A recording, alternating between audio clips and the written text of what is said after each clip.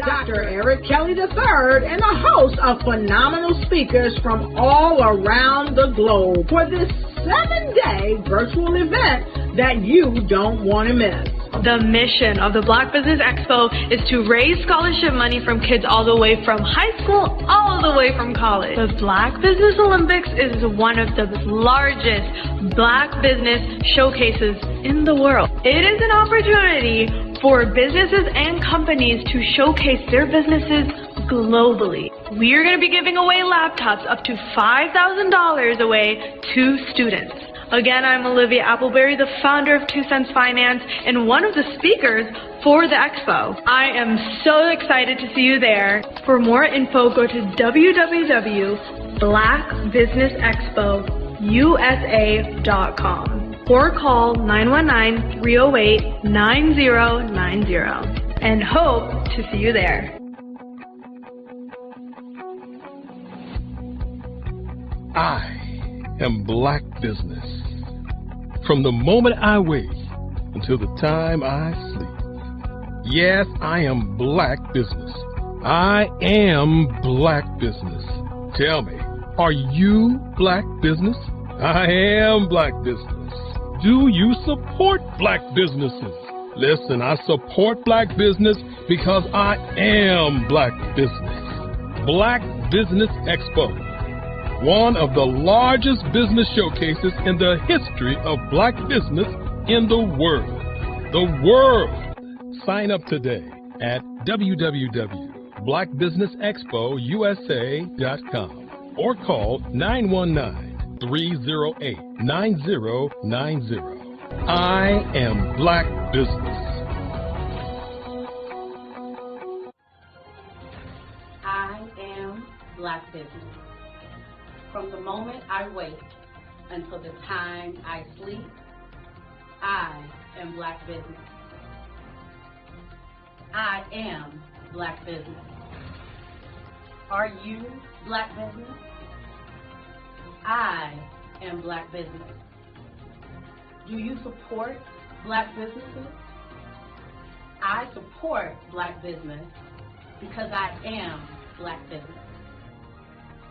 Black Business Expo, one of the largest business showcases in the history of Black America in North Carolina.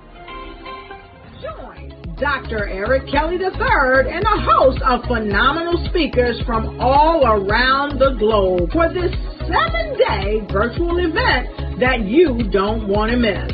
The mission of the Black Business Expo is to raise scholarship money from kids all the way from high school all the way from college. The Black Business Olympics is one of the largest Black business showcases in the world. It is an opportunity for businesses and companies to showcase their businesses globally. We are going to be giving away laptops up to $5,000 away to students.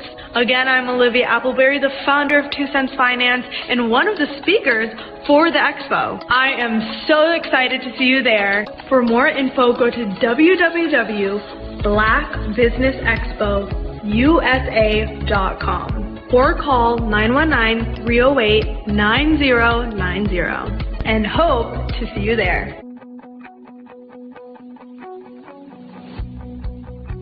I am Black Business. From the moment I wake until the time I sleep. Yes, I am Black Business. I am Black Business. Tell me, are you Black Business? Black Business Expo, one of the largest business showcases in the history of Black business in the world.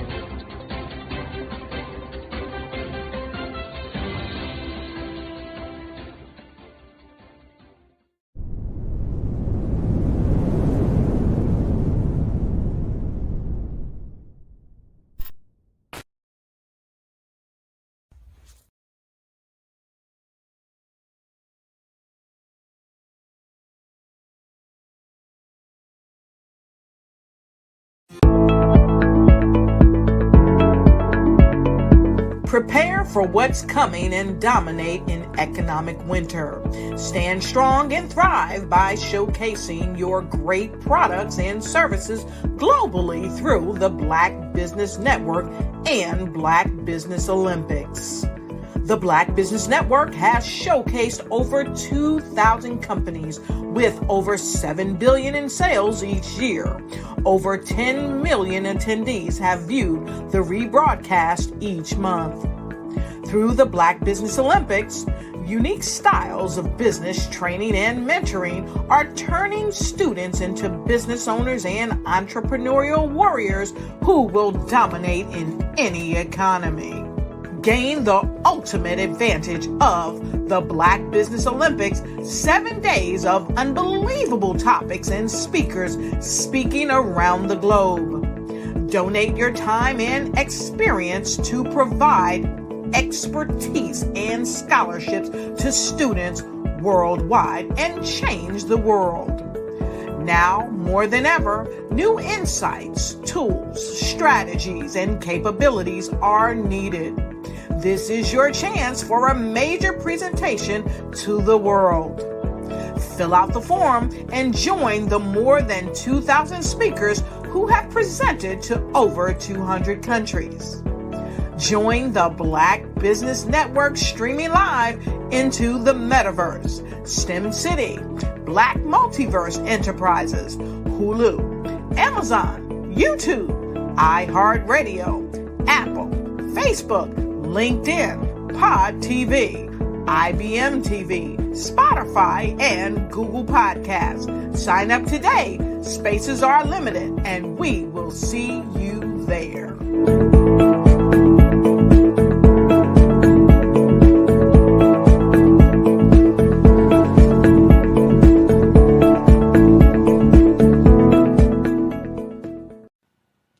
Hello, my name is Kiasi Helm and I'm 14 years old. I think my genius would probably have to be setting goals and achieving them. I say this because ever since I was young, I always wanted to be an author, and at age 11, I ended up achieving this. But not only did I end up becoming an author, I ended up becoming a public speaker, a publisher, a business owner, all these great things. The name of my business is Written by Kids Publishing Company. I decided to start this company because I thought it was important for me to help kids my age express themselves through literacy and just achieve their own goals. Because to me, achieving goals is the best thing in the world to feel. It's you just achieving things and aspirations that you set for yourself. And I know that everybody is capable of this, because even if you don't end up achieving the goal, you still tried your best, and that's the most important thing. And everybody is capable of this because genius is common. Thank you. Follow the Brand TV broadcast host, Grant McGaw, as he visits with top executives and entrepreneurs to find out their secrets of success with their personal brand. Follow the Brand TV broadcast host as he focuses on brand development to build better relationships, bring value to your business, relationships, and career. You will enjoy listening to each episode that is tailored to speak to you directly. If you're looking for this type of clarity in terms of building your brand, you have tuned into the right station. Each episode will help you to shape a conversation in the 5-star BDM network of 20,000 professionals and become a springboard for your corporate engagement and business opportunities. Each guest will frame their story in the areas of personal branding, business development, career development, financial empowerment, and technology innovation. Grant McGaw explains why he is the CEO and owner of his own professional career.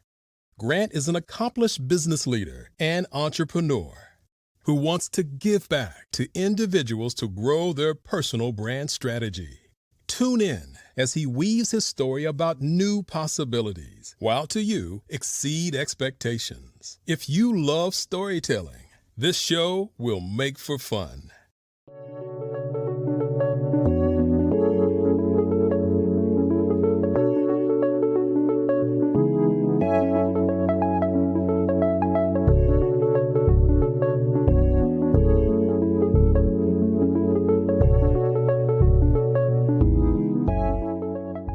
passion has been around helping communities of color and historically underrepresented and underserved communities, minority, rural, veterans, persons who are differently able, in the intersection of education, innovation, technology, industry, and let's throw some entrepreneurship in there just for fun.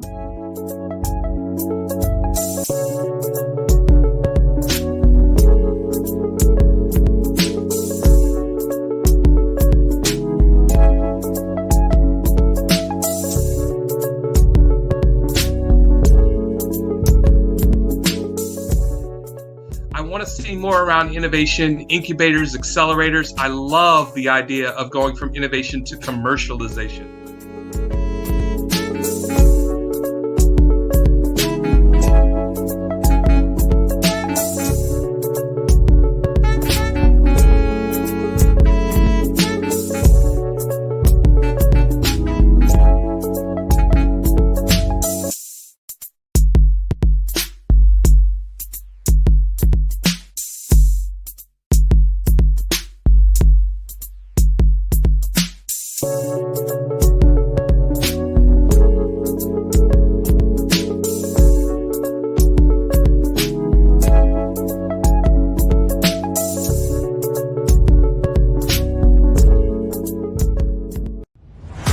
Social media is evolving. It's more vibrant, more colorful, more energetic, and so are you. It's not just photos anymore. It's video, it's audio, it's subscriptions. And now there's Fanbase, a new monetized social network. Fanbase delivers the complete native app experience with full content monetization for every user. No algorithms that shadow ban your engagement or growth, and no ads. Follow anyone for free and subscribe directly to your favorite creators for $4.99 a month. Plus, show some love by tipping on any post. Also, make a Fanbase page and monetize your content the same way. Finally, connect with your followers by posting the amazing content you already create. And now, get paid for it. It's time to energize and monetize, because everyone's a fan of something and everyone has a fan base.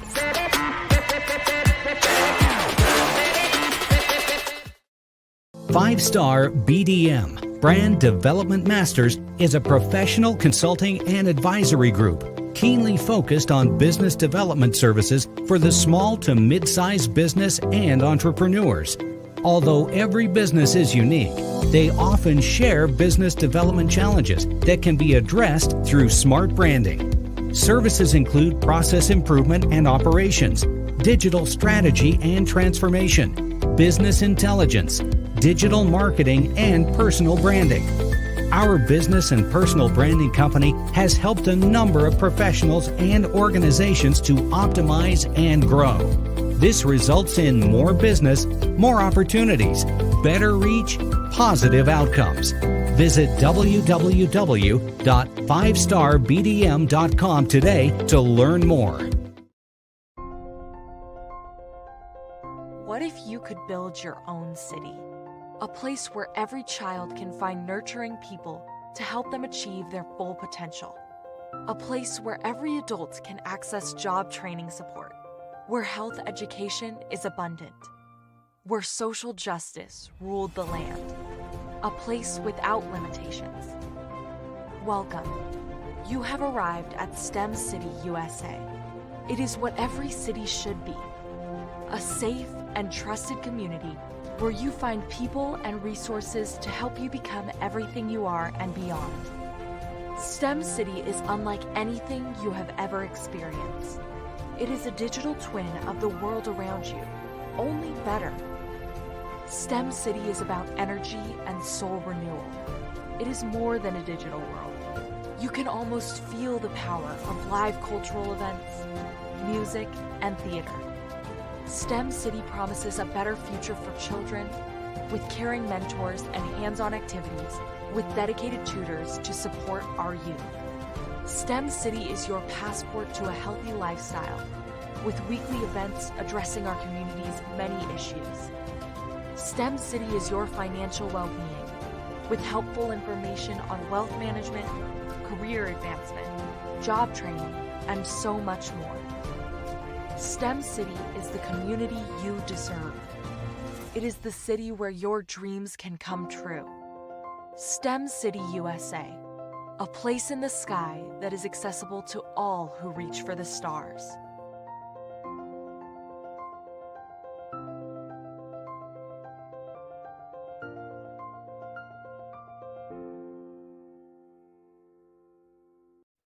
Hey everyone, it's Grant McGaw, CEO of 5-Star BDM and host of the award-winning Follow the Brand podcast and TV series, where I help you to build a 5-star brand that people will follow. My genius is personal brand development through intelligent communication and helping you achieve your business and career goals. I am a requested speaker on digital technology and brand development issues. I want to work with you to increase the value of your current opportunities while attracting new ones. Every one of you is unique, and we all share challenges that can be addressed through smart branding. As a super connector, I work with you as an executive coach to guide you along the complicated business and career development road, providing the enhancement tools and information you need to succeed. Together, I will help you succeed in today's challenging business climate. I will evaluate and measure your progress. Best of all, I am right alongside you every step of the way. Build the brand called you. Genius is coming. Have you ever seen a parent stressed out and needed a stress reliever with their child? One morning I was coming out of a store and saw a mother and her 3 or 4-year-old son. She was highly upset, actually beginning to yell at him. However, the more upset she became, it seemed the calmer the child became. He sat down on the sidewalk, crisscross applesauce, folded his arms, and looked up at her with a smile. You see, the angrier she became, the calmer he became, because he had the control of the situation. Hi, I'm Frizelma Lynn. I am the CEO and founder of Frizelma Teaching Parents, LLC. I'm a retired teacher, school district administrator, an author, speaker, and I am the parenting 911 coach. My mission is to rescue families by equipping parents with proven, effective, and practical strategies to enhance their parenting skills. Many times we as a society expect parents to teach, train, and raise their children without providing the necessary tools they need to accomplish this. However, parenting issues cannot be resolved without intervention. Therefore, Frizelma Teaching Parents has provided coaching programs, digital courses, and live webinar trainings to provide step-by-step research-based parenting strategies, even for parents whose children are disrespectful, defiant, for those who have been diagnosed with ADD and ADHD, and even for parents of adult children. No longer will you have the need to feel like you are a failure as a parent. You'll now have the tools needed for each situation. Trust me on this one. Go to www.parenting911.org. Book a 15-minute strategy session with me or choose one of the coaching programs. Our training helps parents relieve stress.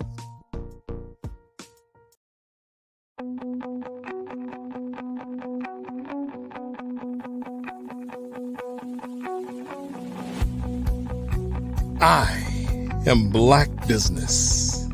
From the moment I wake until the time I sleep. Yes, I am Black Business. I am Black Business.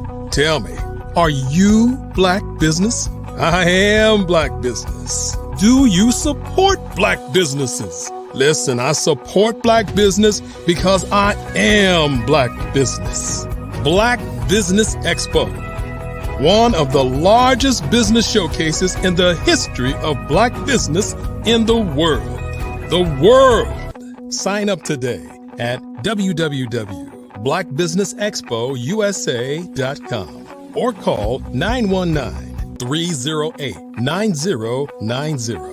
I am Black business.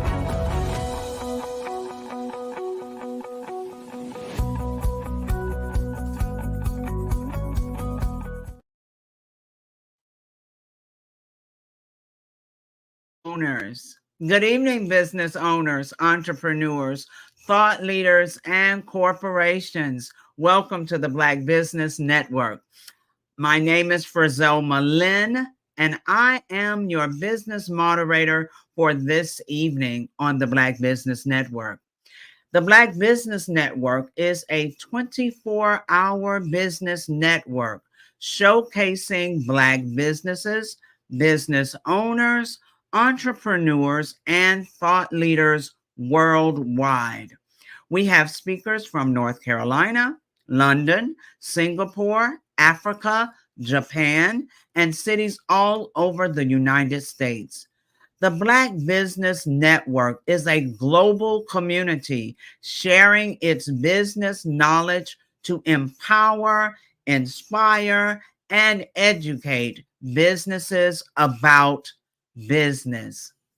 Our first speaker is Kimberly Michelle, also known as the Purpose Pusher, a remarkable and highly sought after kingdom visionary, mindset coach, speaker, educator, and successful beauty and wellness business consultant.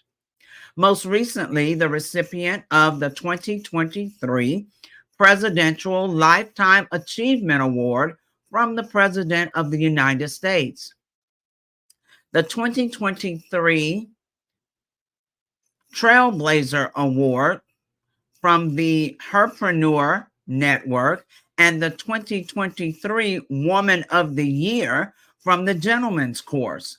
According to Exodus 31:3, her craft and talents have been divinely inspired, and she has harnessed them to make a significant impact in the lives of countless women.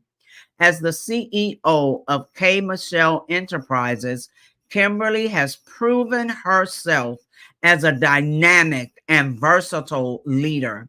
Her areas of expertise span across various industries, including beauty and spa ownership and consulting, scaling businesses from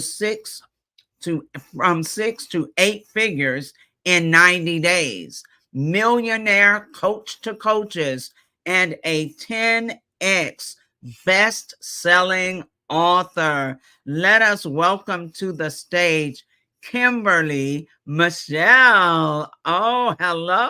Hello, beautiful. Thank you so much. Absolutely wonderful. We have this green vibe going on today, it seems. Yes. Welcome to the stage. And now I see the interviewer for you will be Mr. R.J. Stevens. So let me say this. I'm looking forward to hearing from you. Genius is coming. And I'll see you on the other side. Thank you so much. And I got on blue. Wrong. Green is money. Good evening, sir. Man, good evening to you. How you doing? I'm doing fantastic. Thank you. Thank you. I'm so glad to have this opportunity to have this fireside chat with K. Michelle, the Purpose Pusher. What's up, Tampa? How we doing? Tampa Bay is in the house. The beautiful, lovely Tampa Bay, 83 degrees outside. We are so excited that you joined us. I'm not in Tampa today, so I don't get to have the 83. Okay, here's some sunshine. Listen, Purpose Pusher, something you left out of your bio was your recent reign or continual reign as Hillsboro's queen. What kind of queen? What kind of queen are you again, Miss Crown Lady? Yes. I am your 2024 Miss Hillsborough County Petite Queen, and you're recently crowned Miss Gulf Coast Petite, which is 4 states, and I'm going for Miss USA in July. Come on, Miss USA. That's amazing. I'm so happy and proud of you for representing us so well. Thank you so much. Listen, let's talk about this coaching stuff you're doing, because your thrust in coaching sort of emerged, right? I met you while you were doing a lot of inspiration and broadcasting and streaming and stuff like that. But then you jumped on this coaching thing and you just ran. Matter of fact, I remember when I met you. Okay. It was the 2/2/22 event that we did in 2022, and you were there with some other people, and we connected and all that kind of stuff. So it's just evolved over time. What made you go from credit repair, Forex, broadcasting on streaming to coaching? What was the evolution of that process like? Woo. Okay, so when you met me in 2022, mind you, I had just done 23 years in the Air Force, right? So, but in 2020 was the roughest part of my life. 2021, I got a divorce. And so in 2021, when I got that divorce and I decided to leave, I said, now, God, we can't fail. Okay, now I don't want to be out here failing. I've seen people leave or people make transitions in their life and they just completely failed and it was over for them. And I said, God, this was a huge step in my life, so I cannot fail. I'm going to do anything. I'm a mother of 5. I'm retired Air Force. I'm out here in ministry. I'm a coach. I cannot fail. So I said, I'm going to do whatever it takes. I did credit repair. I had my 3 spas opened. I didn't want to lose them. I did Forex. I did whatever MLM was out there. I felt like this is where the problem is we get in God's way. And so I felt like, God, I know you got me, but let me just help you. So I did everything. So when you met me, I was on a grind just to do anything that would bring income, anything that wouldn't let people know that I was going through this tough time in my life. And so when you met me, it was really like, I'm just going to do whatever. I'm not going to fail. And I know God gave me multiple gifts, so I'm going to do them all right now. That is not the plan. So God showed me that is not the plan. Trust me and get in the vein of what you need to do, and you'll really be successful. So how did you walk from military career to esthetician to coaching? That's an interesting transition in career path. So the military, 23 years, I did not want to come in. It was a bet with my father. All right. And I clearly won the bet because I retired. But he told me I was too prissy. I was too girly. You know, I'm his princess. I'm not going to make it in the military. So what you still cannot do in my life is give me a challenge because I'm going for it. So not only did I signed up for 6 years out the gate. Like, I got this. And so I did the military. And after my father transitioned in 2017, I was like, I'm going all the way. And so after that, I said, but what is it I still want to do?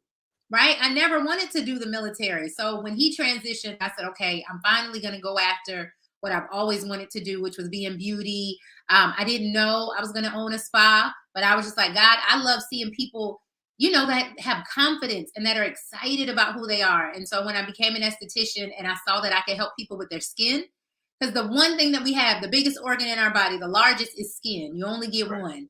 And so I said, wow, I can make a difference in those people who are worried about aging, who are worried about acne, who have hyperpigmentation, right, that happens in our community. And so I said, okay, I can make a difference as an esthetician. So I decided to go to school. Of course, I was almost the oldest in my 30s.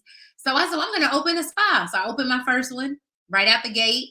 Then I said, I really like this. So I opened a second and a third. And then I said, wait, I don't want to be working on people every day, right? I got to bend over. I got to sit at the chair for an hour. And I believed in God using our hands wisely, right? So God said, you know what? You can do this and you can get paid a certain amount an hour, $100 an hour, or you can teach people what you do. You can mentor people. You can make people like you that do what you do, and you can double and triple that. So light bulb went off and I said, okay, God, I'm going to coach people to do what I do. And people kept asking me, how are you so successful? How did you open 3 businesses? I have no degree in that. No one ever taught me how to do that. God literally downloaded what I need to do. And so I turned that into a coaching business, and now it has blown up. So there's a lot of, definitely after the pandemic or during the pandemic, a lot of people made transitions. Coaching, life coaching, business coaching has become very normal for people to walk into after they finish one career experience. Are you using any strategy? Is there some kind of thing that you have behind the scenes that thrust you out so that people can find you? How is your coaching business becoming so influential in the market right now? So you have to have a system and a strategy, right? Nobody taught me that in the beginning. I thought you could just have a want and a passion for it, and you could just go coach people and they would flood to you. But that's not how it works. You have to have a system and a strategy of getting your leads, getting these people that find out about you, finding your tribe. Then when they come to you, you have to give them something of substance. I also didn't know that. I thought, when they come to me, then we'll have some fun and I'll teach them some things. I did not know I needed to have substance and actually see transition happening for them. Actually have real numbers, real goals, and something really that I could define that actually showed they had a change. Otherwise, they're not going to pay me, or they're not going to pay me what I deserve, because now it's just a hobby and I haven't really given them some concrete evidence that they've had a change or a breakthrough. So how was it that you did your pricing model so that you could be compensated at your own perceived value and make your clients okay with paying you the amount that you felt like you deserve? This is my biggest part. Many people go out and just make up a number. You cannot do that. So I invested in myself first. And so I had to pay what I expected other people to pay me. So when I went out saying, I want somebody to pay me $500 or $1,000, I had never invested that much in my own craft. How could I expect somebody else to pay me that? So I started investing in coaches and mentors and actually paying the price and doing the work, paying $5,000. I paid over $20,000, over $30,000 for the coaching that I needed, so I could turn around and say, hey, my coaching is valued at $1,000 because I have my certifications. I've done the work. I've even done the personal breakthrough work, so now I can assist you. So that's what happened. My pricing model did change. I know a lot of people, even when I teach this, they're scared to find out what their worth is, what they should charge. But you have to sit down and you have to look at what you offer. You have to sit down and see what sets you apart from somebody else. You have to look that out and see your education. And then what kind of breakthrough are you bringing to the person? That's going to determine your pricing. So you're talking about developing a unique perspective towards a person's transition, right? Earlier on, I was one of the few Black or brown individuals who were a part of the JM team, right? And so with that, it taught you a particular strategy and sort of made you sort of cookie cutter towards your delivery of people, towards your mechanism and your strategy. But what it sounds like you've done has been able to become authentically and uniquely you while you're developing your core strategy. How did you determine what it was that you wanted to focus on from an individual perspective that could assist someone in moving forward in their career? So the biggest thing I had to do was the research, right? What are the pain points that people are having?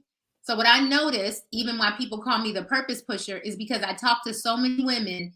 They all have issues. Men all have different issues, but nobody knew their purpose. And so you could be successful. I've met millionaires that I still coach now who are great in business, but don't know their purpose for life. Don't know why they're here. Don't know why they wake up every day. And so you can be successful in business and make money, but if you don't know your purpose, it's not sustainable.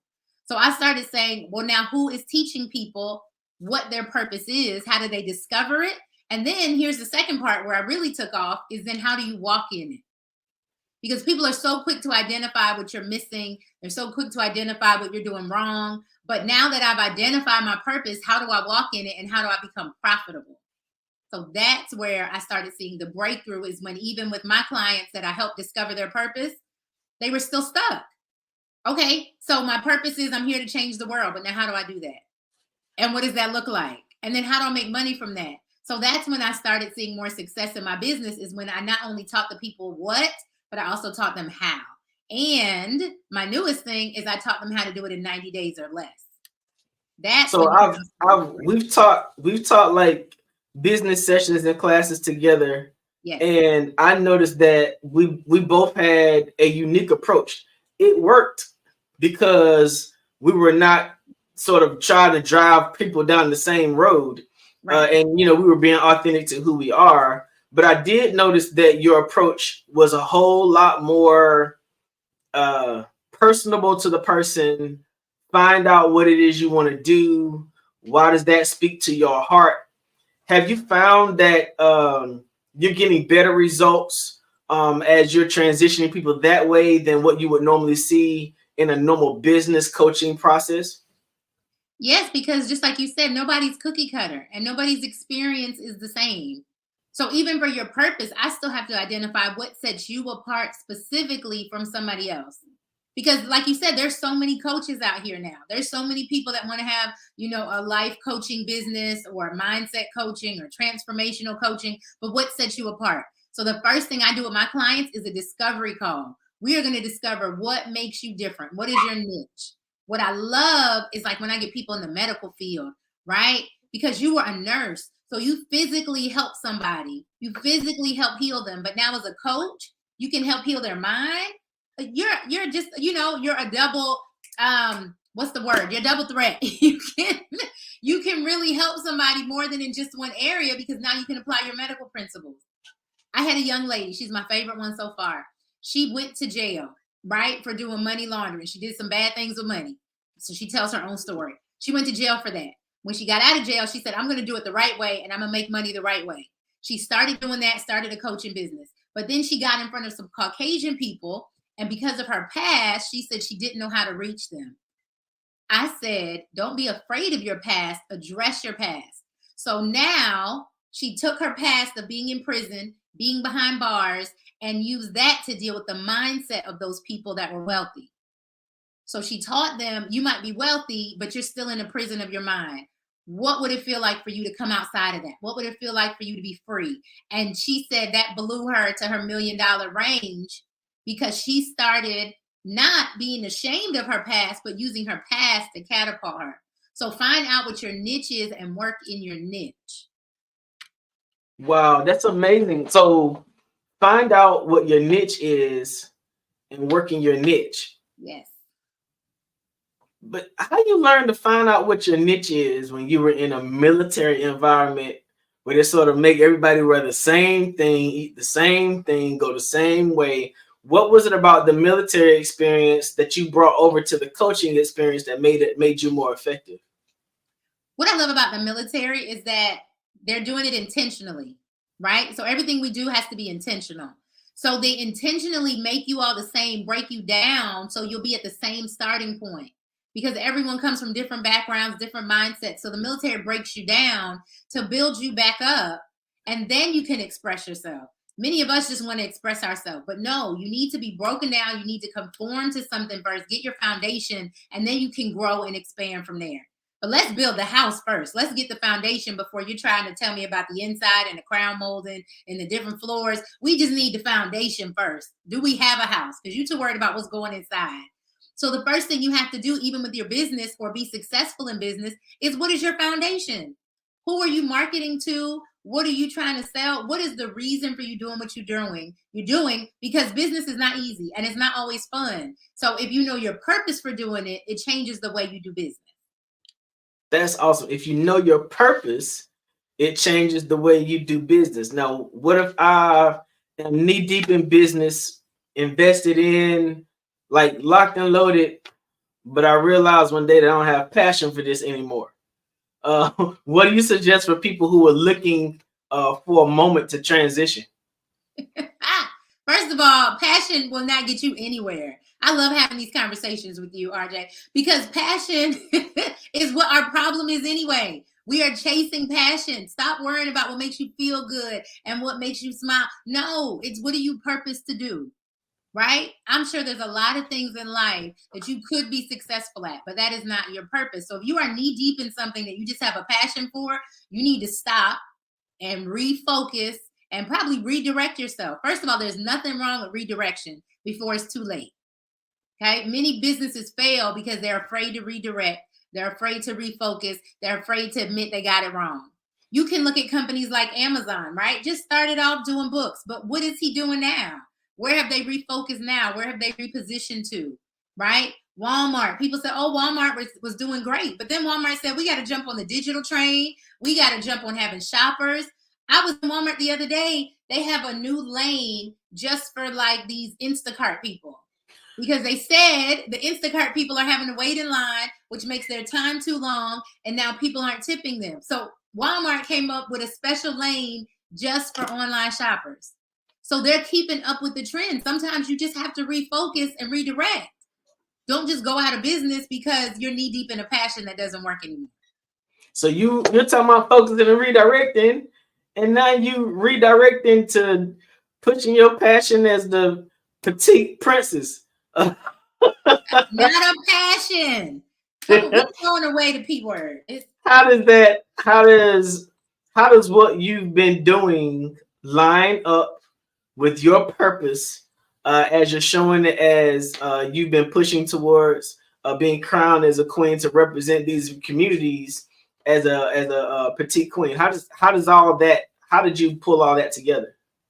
So again, it was a challenge, right? It was on my list that I was always going to be in a pageant, just wanted to do it one time. But when they told me that I could represent my platform, when they told me I could travel around the world telling people about my platform, it changed my life. So my platform is called Die Empty, which literally means living a life without regret.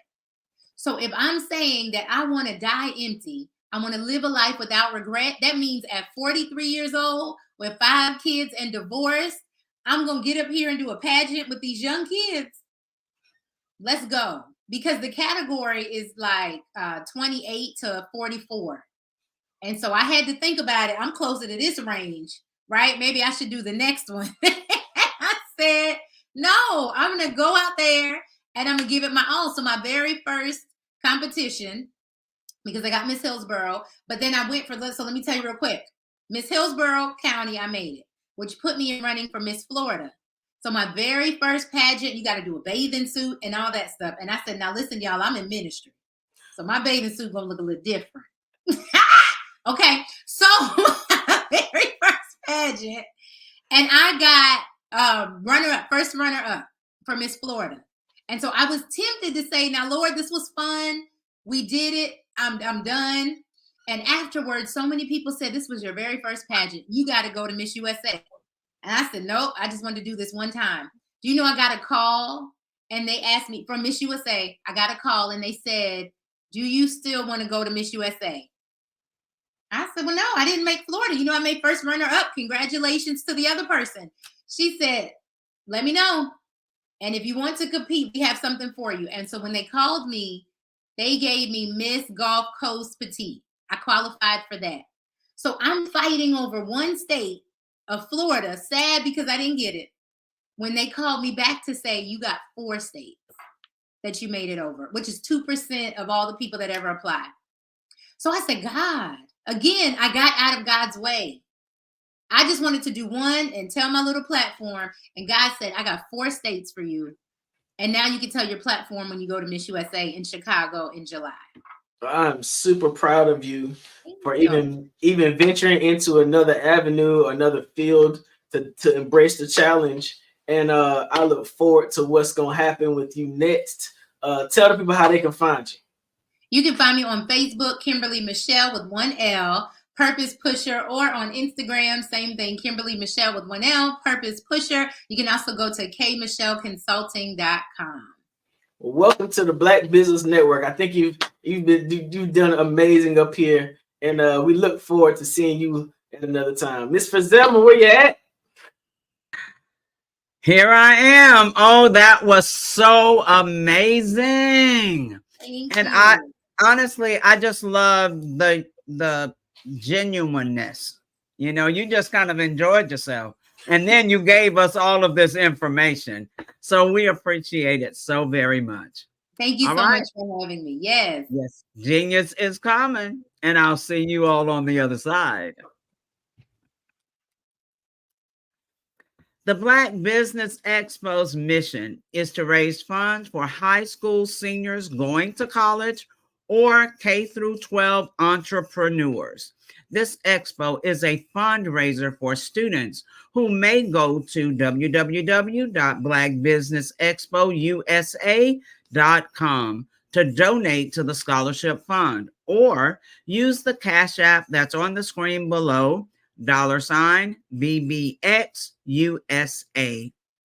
Our goal is to give laptops and up to $5,000 to 10 students. Students can register online at www.blackbusinessexpousa.com. Every dollar counts, so we want to remind you to donate to the scholarship fund. We want to thank our Black Business Expo USA sponsors for April 2024. NC 100, Moody Capital Partners, Suede Soul, 5-Star BDM Media, Lotus Richey Coaching and Training, Carolina, Virginia, Minority Supplier Development Council, Step Management, Hello LLC, BHS and Associates, Margie McLean Foundation Incorporated, Genius is Common, Earth Essentials, Mullane Shawnee Global, Executive Women's Success Institute, The Quality Coaching Company, Superwoman Business Services, Creative Force Studios, Lee Entertainment, Artistic App Design, Black Business Expo USA. Genius is common, and I'll see you on the other side.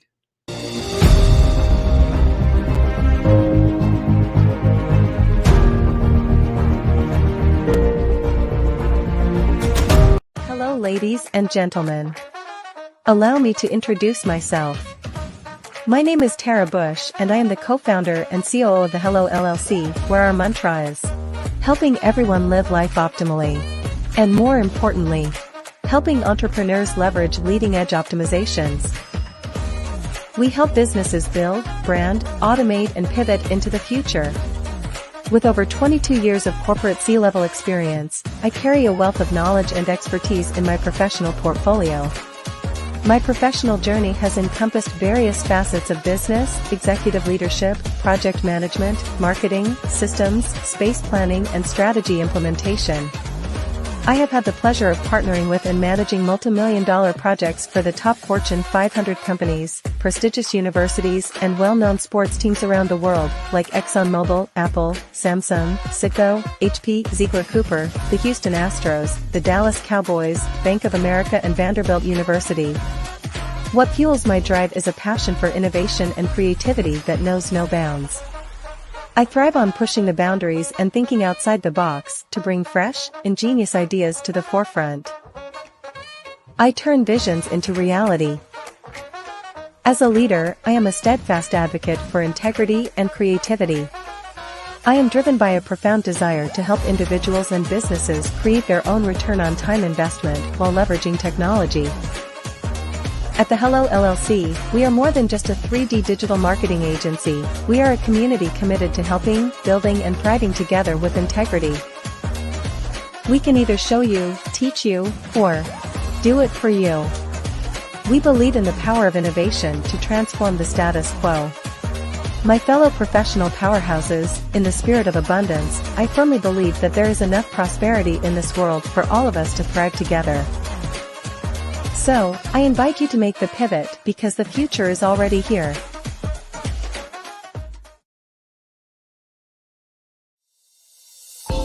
Over the past few years, we've seen the growth of existing and new initiatives focused on financial inclusion, building global networks, and reducing the wealth gap in response to the idea there's not enough seats at the table. Whether their outcomes are to increase the representation of Black executives on corporate boards, ensure an inclusive global economy, or to create new U.S.-African commercial pathways, the strategies are often carried out by separate programs. The question is, should they be? With the continent of Africa being home to more than half of the world's fastest growing economies, the youngest workforce, over 400 companies generating more than $1 billion annually, 700 generating more than $500 million annually that are poised for growth, and being the destination of nearly $5 billion in venture capital in 2021. Diversifying U.S. and Africa commercial engagement by building bridges between African businesses and their U.S. diaspora should begin being seen as mutually beneficial. From helping to reduce Africa's enormous capital gap to catalyzing two-way trade opportunities, the COVID-19 global pandemic hopefully has taught us that global challenges and opportunities are more interconnected than we thought. During the pandemic, African companies like Unicorn Flutterwave, insurance provider Reliance Health, ride-hailing app Yasir, and 54Gene, the continent's first bank of DNA on people of African descent, proved that when African companies have access to networks, capital, and information, they grow big, grow fast, and create solutions that are valuable to the world. This is why Be Direct was created. We are the first U.S.-based but African-centric board preparedness and board search company designed to connect U.S. Black talent and corporations to African businesses. Unique and fundamental to Be Direct's success is our process of helping board candidates adapt their experience and networks to an African context before they're connected to high-growth companies that are looking to locally and globally scale. From our focus groups with African business execs and government leaders, we don't ignore the sentiment that business is easy, but people are hard. Having a pool of board candidates with hard-to-access networks and extensive experience across the business lifecycle, including successfully raising capital, is table stakes for an initiative like this. So yes, we have that. But corporate or entrepreneurial success in the U.S. does not guarantee success in Africa. Developed alongside industry partners on the continent, our training program, Be Direct Prep, is designed to transpose their experience to create cultural comfort, understanding, and a commitment to helping businesses in Africa scale. Our board governance sessions are African continental and country specific, integrated with cultural awareness and dexterity training, masterclasses led by African industry execs, and mentoring and coaching from African continental-based facilitators. But even more unique to Be Direct Prep, we cap off our training program with an immersion trip to help candidates that have not been to Africa before see and feel Africa's complexity and opportunity from African soil. We all know traditional network-based board placement has historically left a lot of us out of ever really being in the paid board pipeline. Our strategy supports the work of many great organizations that are successfully filling seats at U.S. board tables by creating more tables for those that are still left on the sideline. It's time to start seeing the role and value of U.S. Black talent and businesses on the continent of Africa differently. Old perceptions and habits limit economic inclusion. Let's transition Black talent and the African businesses they will support from the periphery of the global economy to its core. Living in a global lockdown, we all know now how fast local and global economies can change, and see the value of having businesses that hire, strengthen local value chains, and even grow globally. Status quo in any form holds back progress. We must democratize U.S.-Africa commercial engagement by socially and economically connecting cultures that have long been disconnected.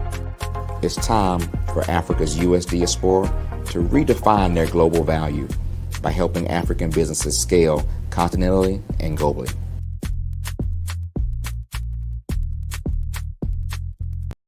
Follow the Brand TV broadcast host, Grant McGaugh, as he visits with top executives and entrepreneurs to find out their secrets of success with their personal brand. Follow the Brand TV broadcast host as he focuses on brand development to build better relationships, bring value to your business, relationships, and career. You will enjoy listening to each episode that is tailored to speak to you directly. If you're looking for this type of clarity in terms of building your brand, you have tuned into the right station. Each episode will help you to shape a conversation in the 5-star BDM network of 20,000 professionals and become a springboard for your corporate engagement and business opportunities. Each guest will frame their story in the areas of personal branding, business development, career development, financial empowerment, and technology innovation.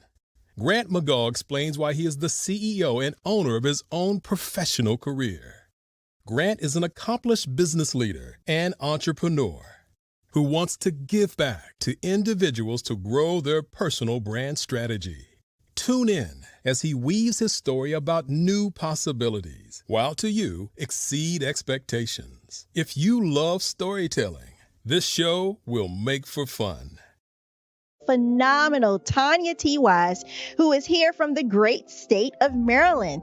Tanya, welcome and thank you for being with us today. Can you indulge our audience a little bit and tell them just a little bit more about who you are and what it is that you do? Well, I love being able to talk to people and have a magnetic attitude, being able to just show them. So I always like to say, level up is Coach at Tanya T. Wise here.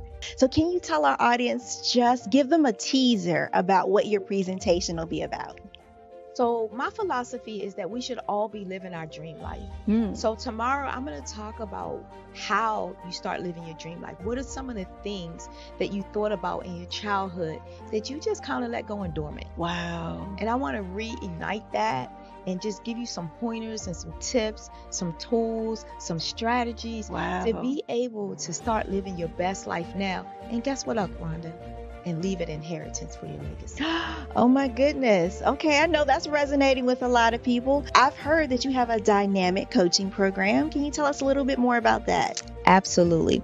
So our coaching program help people that have the lack of time, that lack strategies, and lack the confidence to go after their dream life. So we help them implement tools, we help them implement strategies, as well as give them resources so that they can live their best life now and leave that inheritance. Wow. Oh, I love that. I love the leave the inheritance part.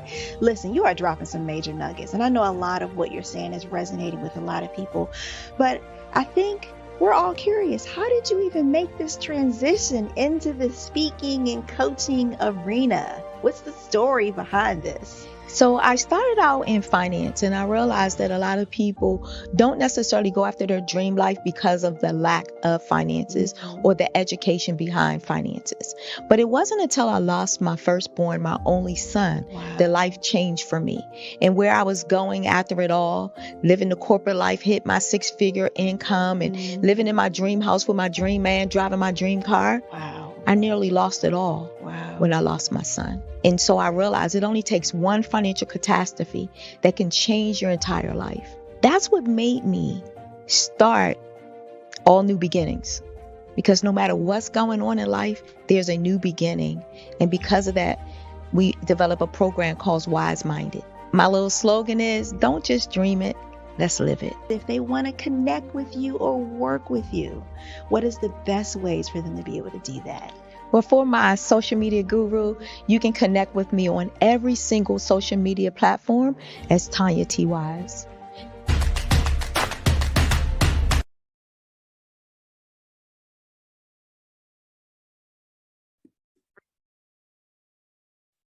Hello, I'm Dr. Madeline Ann Lewis, President and CEO of the Executive Women's Success Institute. And my genius is helping women accelerate the path to success. You know, I was blessed to have strong women in my life who encouraged, motivated, and pushed me to do my best and to never even think about giving up on my dreams. So I say to women, we must show up to rise up.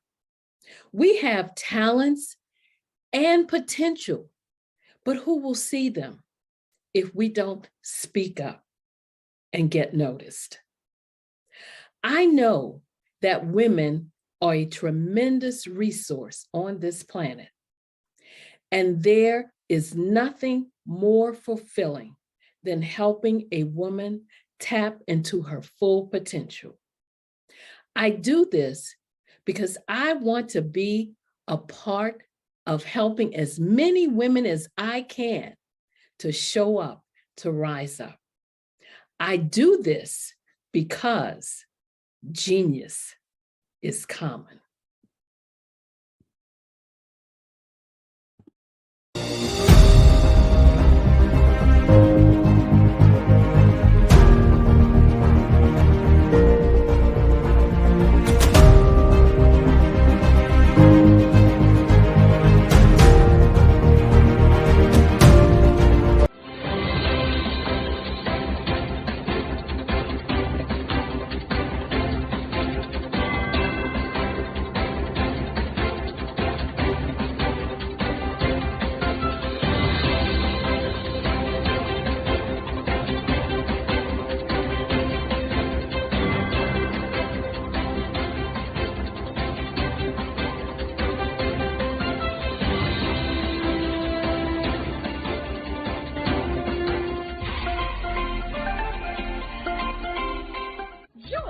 Dr. Eric Kelly III and a host of phenomenal speakers from all around the globe for this 7-day virtual event that you don't want to miss. The mission of the Black Business Expo is to raise scholarship money from kids all the way from high school, all the way from college. The Black Business Olympics is one of the largest Black business showcases in the world. It is an opportunity for businesses and companies to showcase their businesses globally. We are going to be giving away laptops up to $5,000 away to students.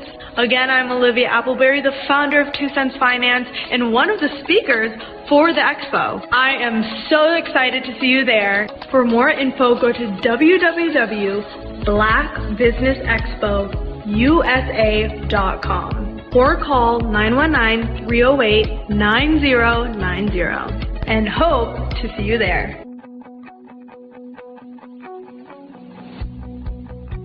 I am Black Business. From the moment I wake until the time I sleep. Yes, I am Black Business. I am Black Business. Tell me, are you Black Business? I am Black Business. Do you support Black businesses? Listen, I support Black business because I am Black Business. Black Business Expo, one of the largest business showcases in the history of Black business in the world. The world! Sign up today at www.blackbusinessexpousa.com or call 919-308-9090. I am Black Business.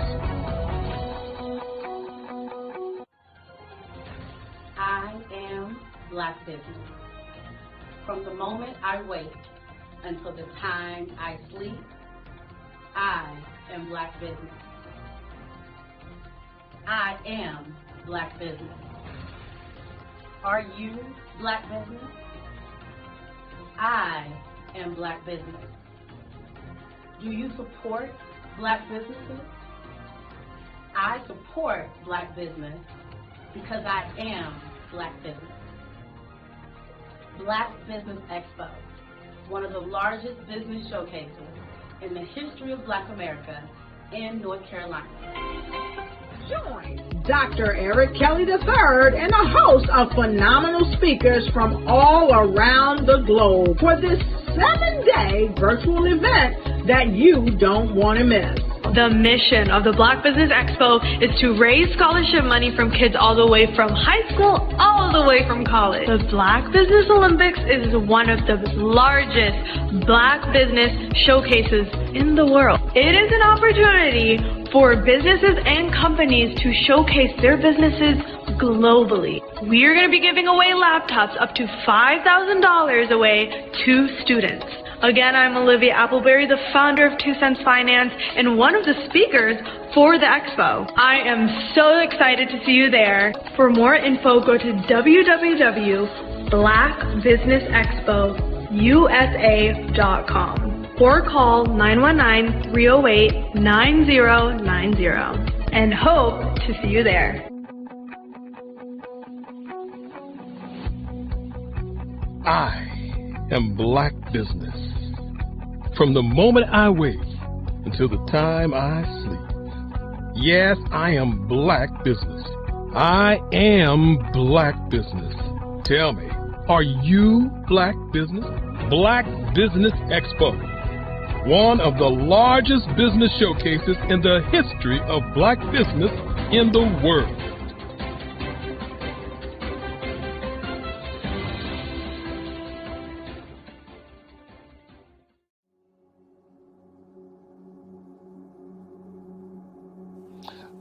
I was born and raised in southeastern West Virginia, the coal fields. My father was an AME minister. For me, I was very fortunate. Even though I grew up in the segregated South, I was surrounded by flourishing Black businesses. Doctors, lawyers, bankers, dentists. They were all there and they were all successful. And I guess that's part of my dream, is to see that success come back. My name is Joseph Simmons, and I am the founder of the Center for Micro Entrepreneurial Training. We have this moment in time where we can change the trajectory of people. And our focus is on women, Black and brown entrepreneurs, and their access to capital, their ability to build thriving businesses, the ability to employ people. There's a study that showed that in those three communities, especially Black and brown communities, $1 stays in those communities for 30 minutes. In white community, $1 stays in their communities for 8 hours. So think about it. For you in a Black or brown community to get gas, to get food, to go to a restaurant, you've got to leave your community, take those dollars out of that community and take it to another community that's already being well served.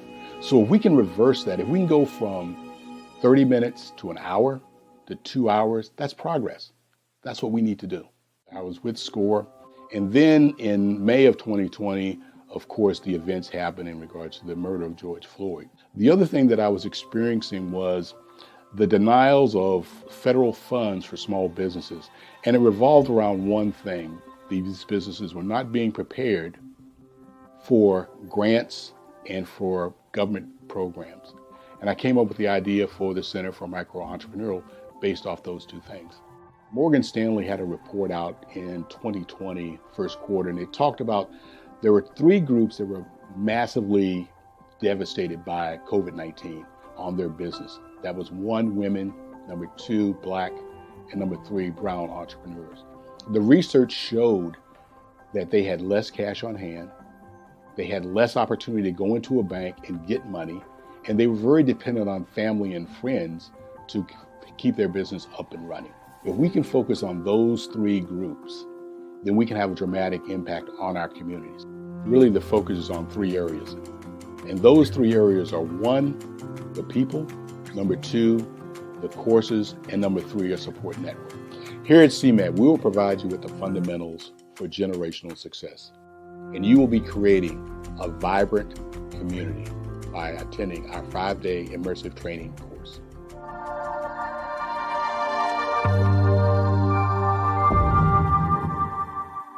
Five-Star BDM, Brand Development Masters, is a professional consulting and advisory group keenly focused on business development services for the small to mid-sized business and entrepreneurs.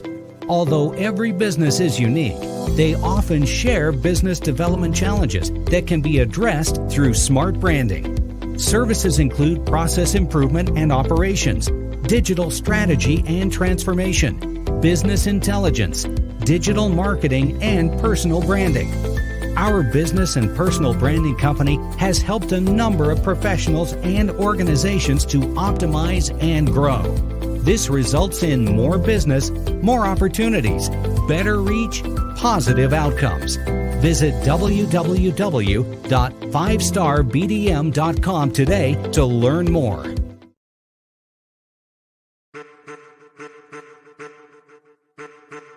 I am a child of the Most High God. He has gifted me in ways that I could not even imagine and didn't know.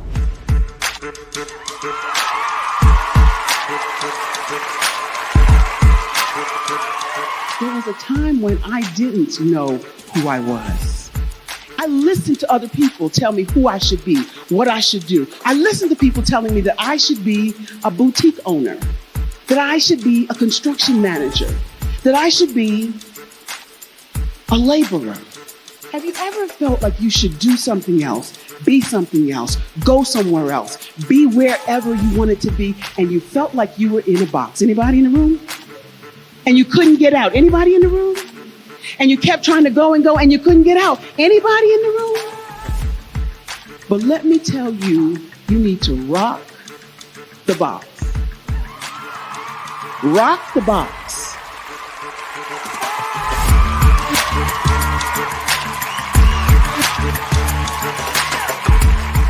I am engaging, inspiring, and empowering.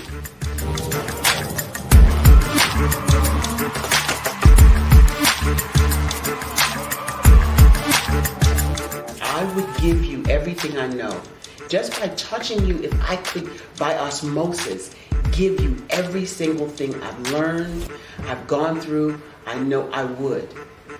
We know that's not possible, but as it is possible, I love to share information with people. Some of you out there, people have told you that you can't be, you can't have, you can't do. But I will tell you, like Kinston said, you can, you must, and you will. If it's to be, it's going to be me. You got to say it. If it's to be, it's going to be. If it's to be, it's going to be. If it's to be, it's going to be.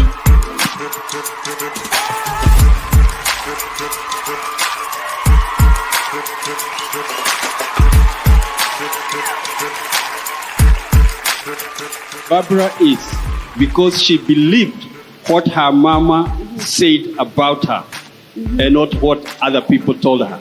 Every day you wake up, when you're in a situation, it's your choice whether it's an advantage or the disadvantage. She gained her confidence and her life, and now she is a testimony. If I can help you elevate yourself, then I feel like I'm elevating my own self as well. What you know and I know together can change the world.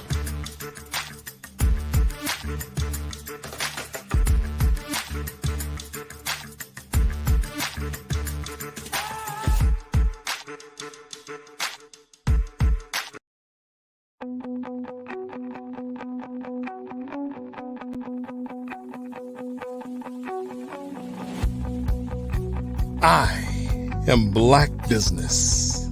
From the moment I wake until the time I sleep.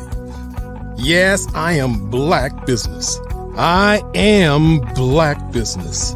Tell me, are you Black Business? I am Black Business. Do you support Black businesses? Listen, I support Black business because I am Black Business. Black Business Expo, one of the largest business showcases in the history of Black business in the world. The world! Sign up today at www.blackbusinessexpousa.com or call 919-308-9090. I am Black Business.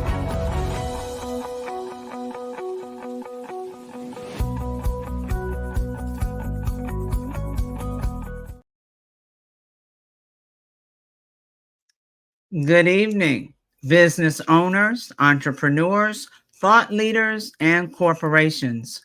Welcome to the Black Business Network. My name is Frazelma Lynn. I am your business moderator for this evening on the Black Business Network. The Black Business Network is a 24-hour business network showcasing Black businesses, business owners, entrepreneurs, and thought leaders around the world. We have speakers from North Carolina, London, Singapore, Africa, Japan, and cities all over the United States. The Black Business Network is a global community sharing its business knowledge to empower, inspire, and educate businesses about business. Our next speaker is Wesley Green. He is an entrepreneur that is enthusiastic about all types of businesses. He currently is the co-founder of Black Baron Transport LLC, along with Southland Freight Solutions LLC. He started his journey in the logistics in March of 2017.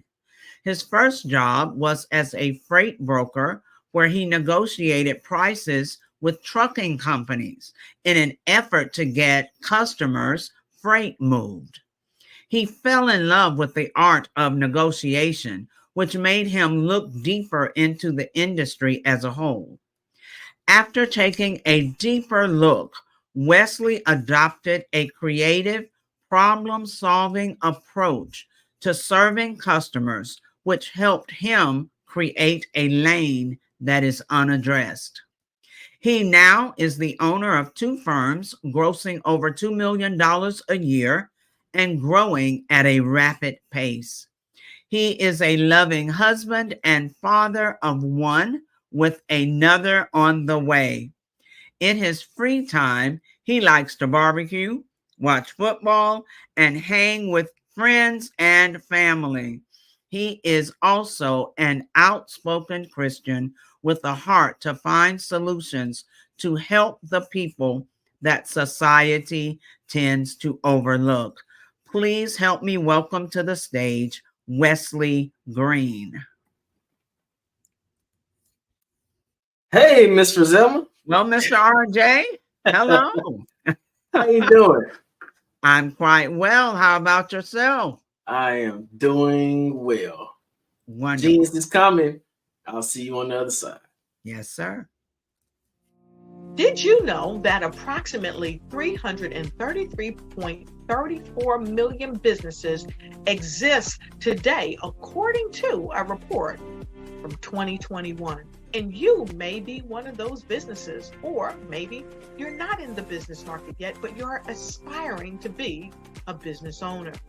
Well, guess what? You're in the right place at the right time. Because let's face it, everything is about timing and opportunity. Hi, my name is Dr. Lotus Richey, and I'm the CEO and founder of the Lotus Richey Coaching and Consulting LLC, along with the Lotus Richey Ignite Show. 15 minutes of success with Dr. Lotus Richey, as well as books to boom your business and bring who you are. And today, I want to bring this amazing message to you about the Black Business Network and the Black Business Olympics. See, the Black Business Network and the Black Business Olympics is designed to help people just like you, that's right, that look like me, to take their business to the next level. Not just in your front yard or your backyard, but globally. The Black Business Network and Black Business Olympics is designed not to just help you survive, but to help you thrive. So join us today as we come together with businesses all around the world to support our students, our children, our young teens, our young entrepreneurs. What we do is we come together to help raise funds for students who are aspiring to be business entrepreneurs, who are aspiring and who are thriving in college. We endow them with a wonderful opportunity to gain scholarship of either a laptop or several thousands of dollars. And we invite you to help be a contributor to this amazing opportunity to help someone that looks just like you. So join us today at our website and let us connect with you and help you ignite and take flight in every area of your life on the Black Business Network and the Black Business Olympics. I'll see you on the other side.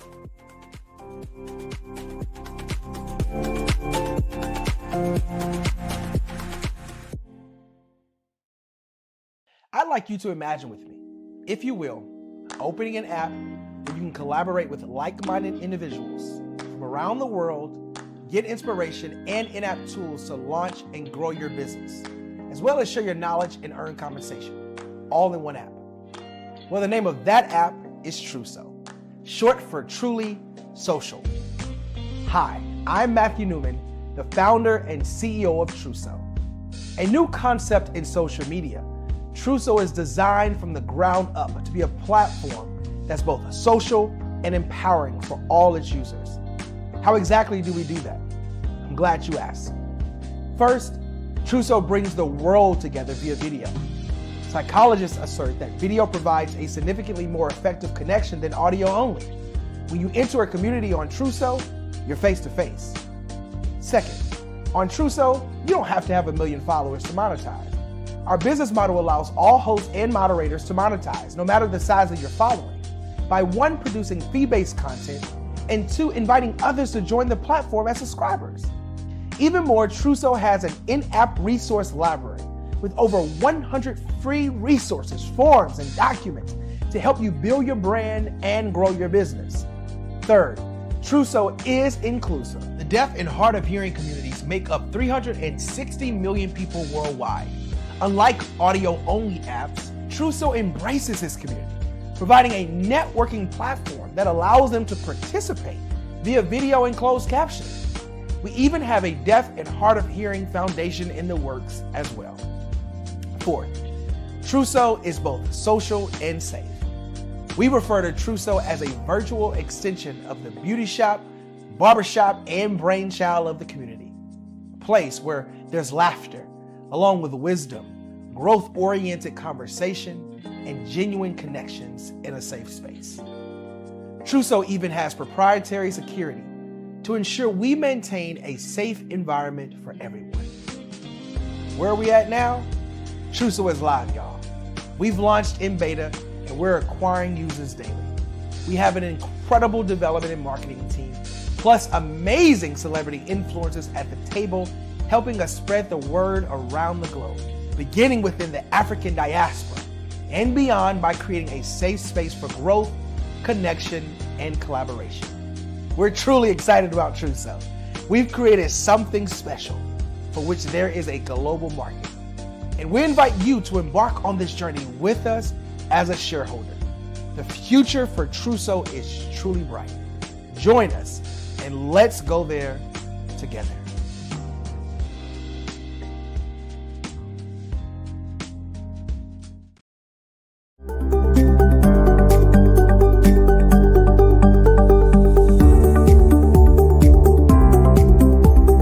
My name is Katie Bennett, and I own Lexicon Presents Publishing. We are a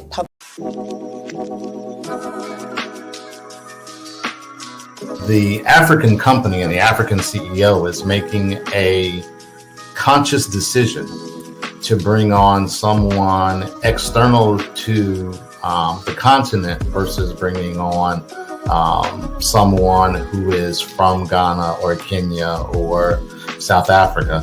And so the skill sets of the people that we take through our executive leadership training program and ultimately on the placement, obviously have to be extremely high caliber.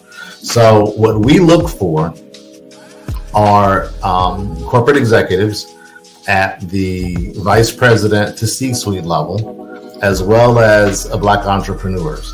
When we look at the Black corporate executives, we're looking for some very specific skill sets, whether that be around supply chain, sales and marketing, engineering, product development. We want our folks to be able to add immediate value to the corporate board, right? And the other thing is, even if they don't necessarily have specific industry experience, they're bringing a diversity of thought.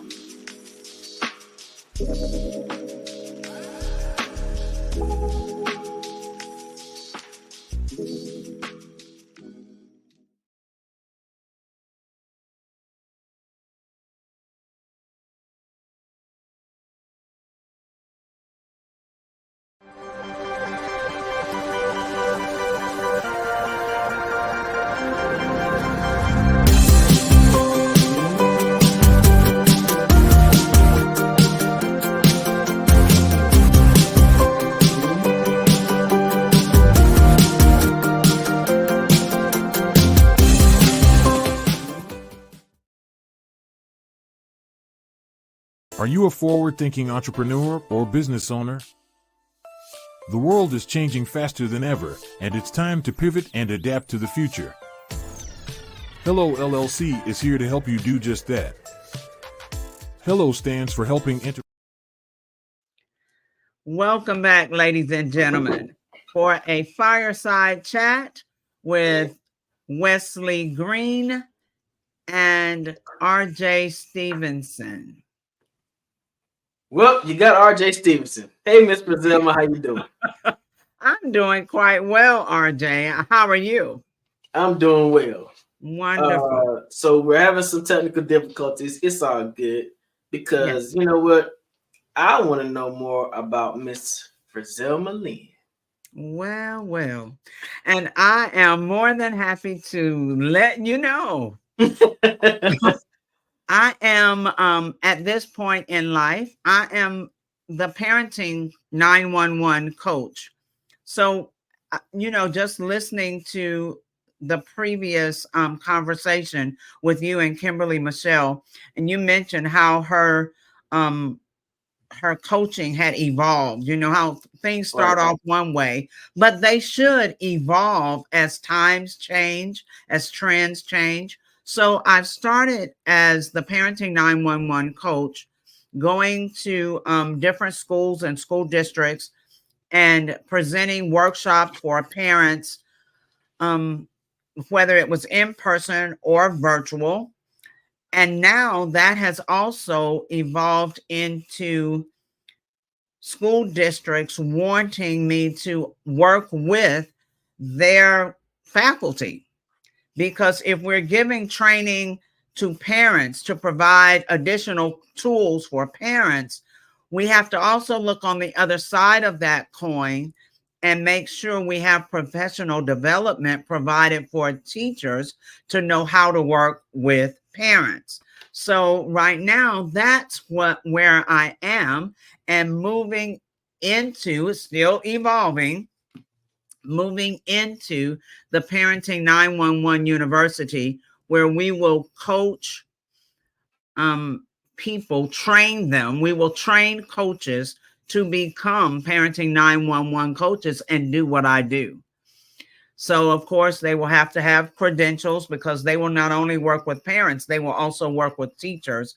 We need to bring the entire community back together, not isolating parents who really are the number one stakeholders for their child's education.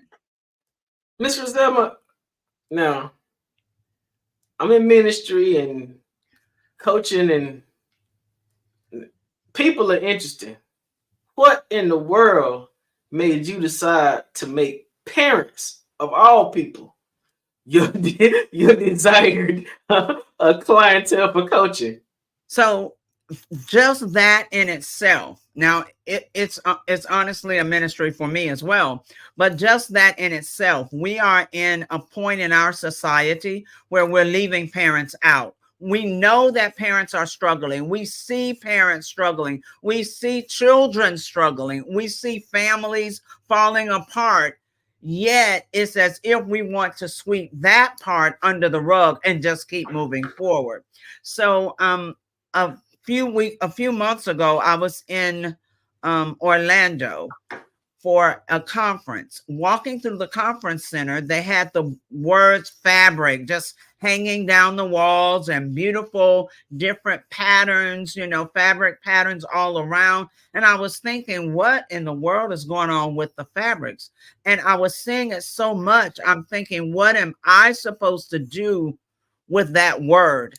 But there used to be a commercial about cotton being the fabric of our lives. Well, honestly, parenting is the fabric of our community, of our society. There is no way we can have a society or a community without parents. And it's best to provide them with the most effective, research-based, practical skills that they can immediately implement in their homes. We have to make sure that we provide them with tools, and we have to make sure that teachers receive compassion training and understand that they have to re-invite parents. I mean, genuinely invite them back into the decision making of the child's academic success. So see, that mindset, parents, oh my gosh. Well, what people said that to me when they found out I was a teacher and a school administrator. They're like, teaching, oh my gosh. But those are the areas of life that build our foundation.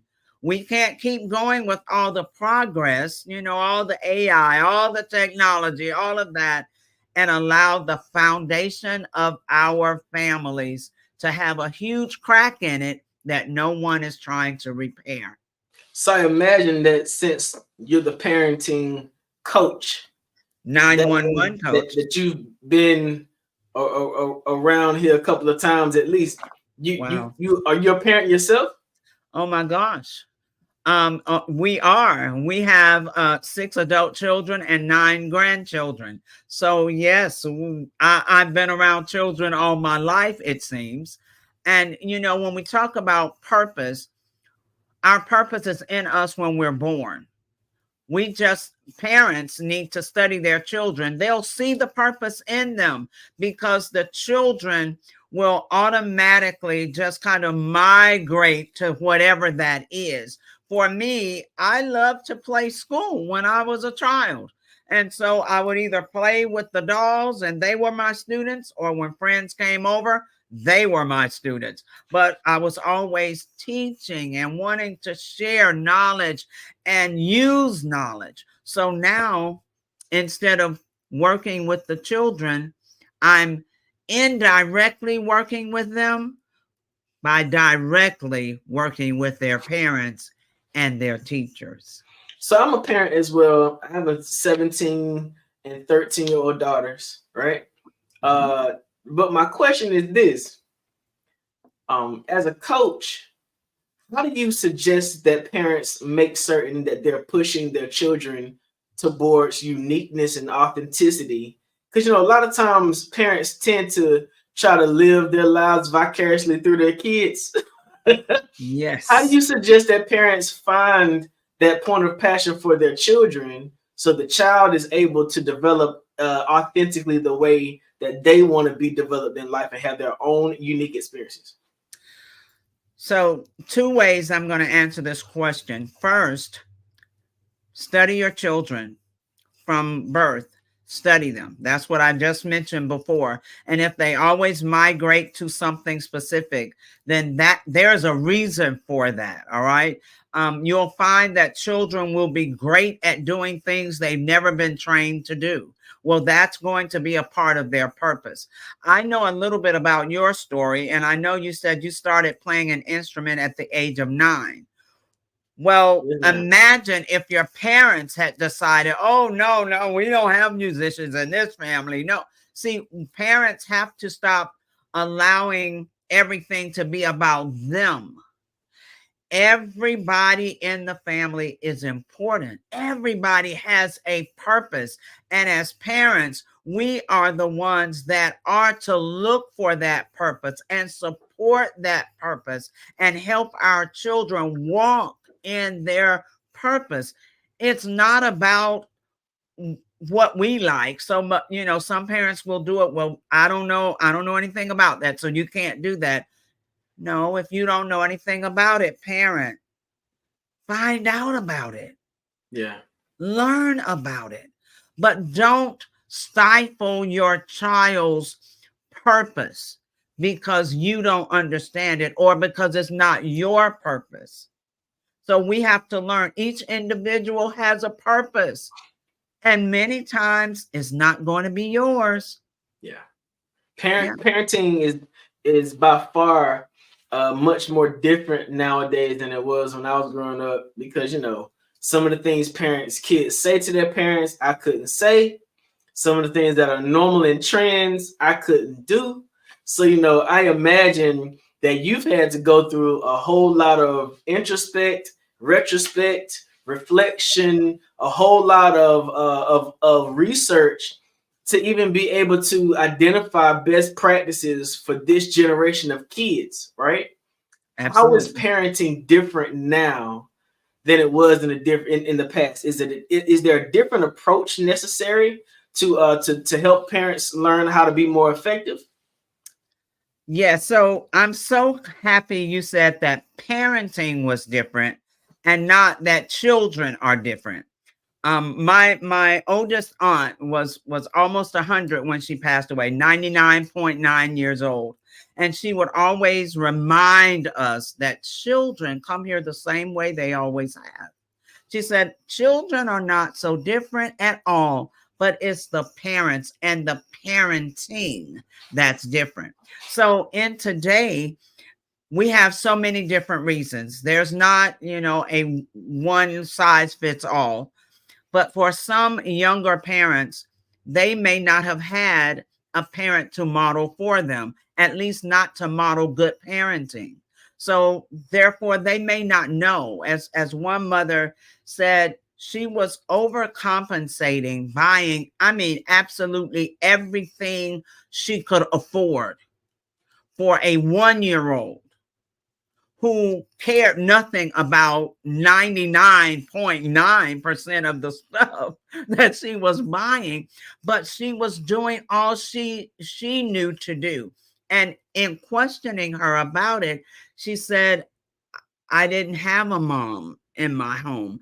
I don't even know what it looks like to have, to just be a good mother. I don't have a model. So for some parents, they're struggling because they didn't have a model.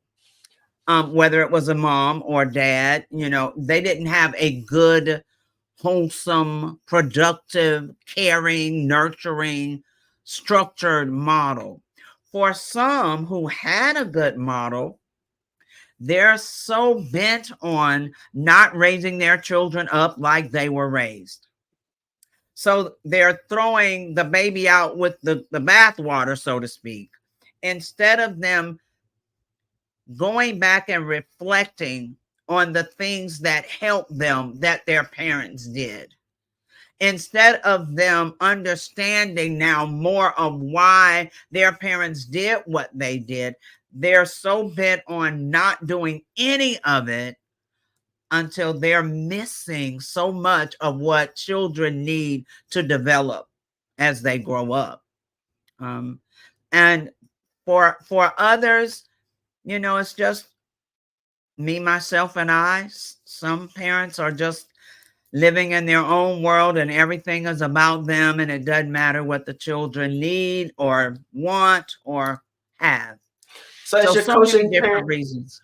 So as you're coaching more parents now, do you find that you find things personally that you wish you had done differently as a parent because of what you're learning in your research and how you're applying your techniques to other people?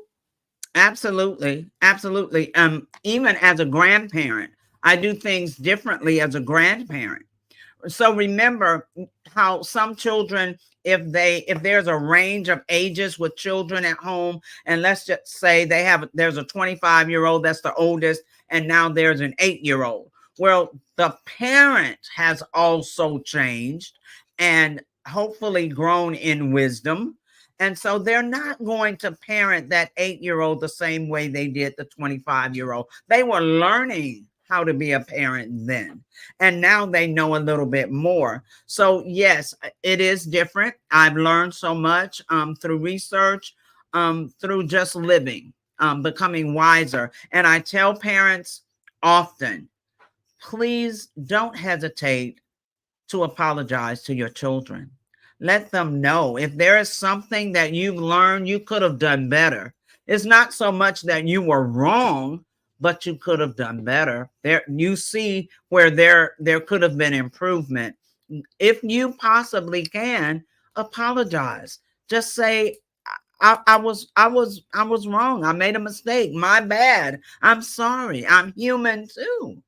And oftentimes we don't let our children know that we are human, and we have them thinking, we can do no wrong. Like whatever I says goes. But sometimes what we say is not correct. Do you find that coaching parents of Black children now is a little bit more sensitive than it may have been in the past because of how delicate our social structure has become? I mean, I'm from Florida, have been there for a little while, been there 7 years, and the infrastructure in that state is quite different from any other place in America. And raising a child in Florida as a Black family has got to be unique because of all of the erasing that is happening in our school system as an education about where Black people came from. What is it that parents need to do to make certain that Black boys and Black girls are locked in on who they are, and how do they navigate the challenge of doing that in the 2024 type environment? First of all, they have to be real. I mean, you have to be real with your children. You have to be honest with your children. And so oftentimes, like a selfie, you only want the selfie to look cute, you know, but life is not all cute. And we oftentimes walk through a struggle, but we never let our children know we're struggling. And if we never share with them what we're having to walk through and how we are walking through it, they won't know either how to deal with issues. So what I see is the harvest from a generation or two ago, when parents, Black parents as well, mainly, were working so hard, overtime, double shifts, all this extra to get more stuff. Because, you know, we were coming, most of us, out of a poverty place. And so we were trying to get more stuff for our children, have, you know, nice houses and more cars and more this or that, until we left out the training, the teaching, the communicating, the nurturing. You have to spend time with your children for all of those things. And when you spend time with them, I don't mean everybody on their own device in a whole nother room, or, you know, right there and nobody's talking to one another. And if you want to know what your child's doing, you text them a message. See, that has isolated us so much. But as Black families, we've got to be truthful and honest. We've got to communicate with our children, and we've got to let them know what real life looks like. It's not about gaming, and it's not a game when you get out there. And many parents don't take the time to do that. It's almost as if we're afraid of realness now. We live it, but we don't want them to know that we have to live it. So how do you suggest we find that balance? Because as a parent, you never want your child to feel like they're isolated. I know that, you know, growing up in the Christian home, I still needed to know what was happening on the music videos when I got to school so I could be normal. How do parents suggest balance with their children, knowing that your child needs to know what Roblox is about? You know, your child needs to know they need to be able to communicate with other children about what other children are doing. How do you find that balance as a coach?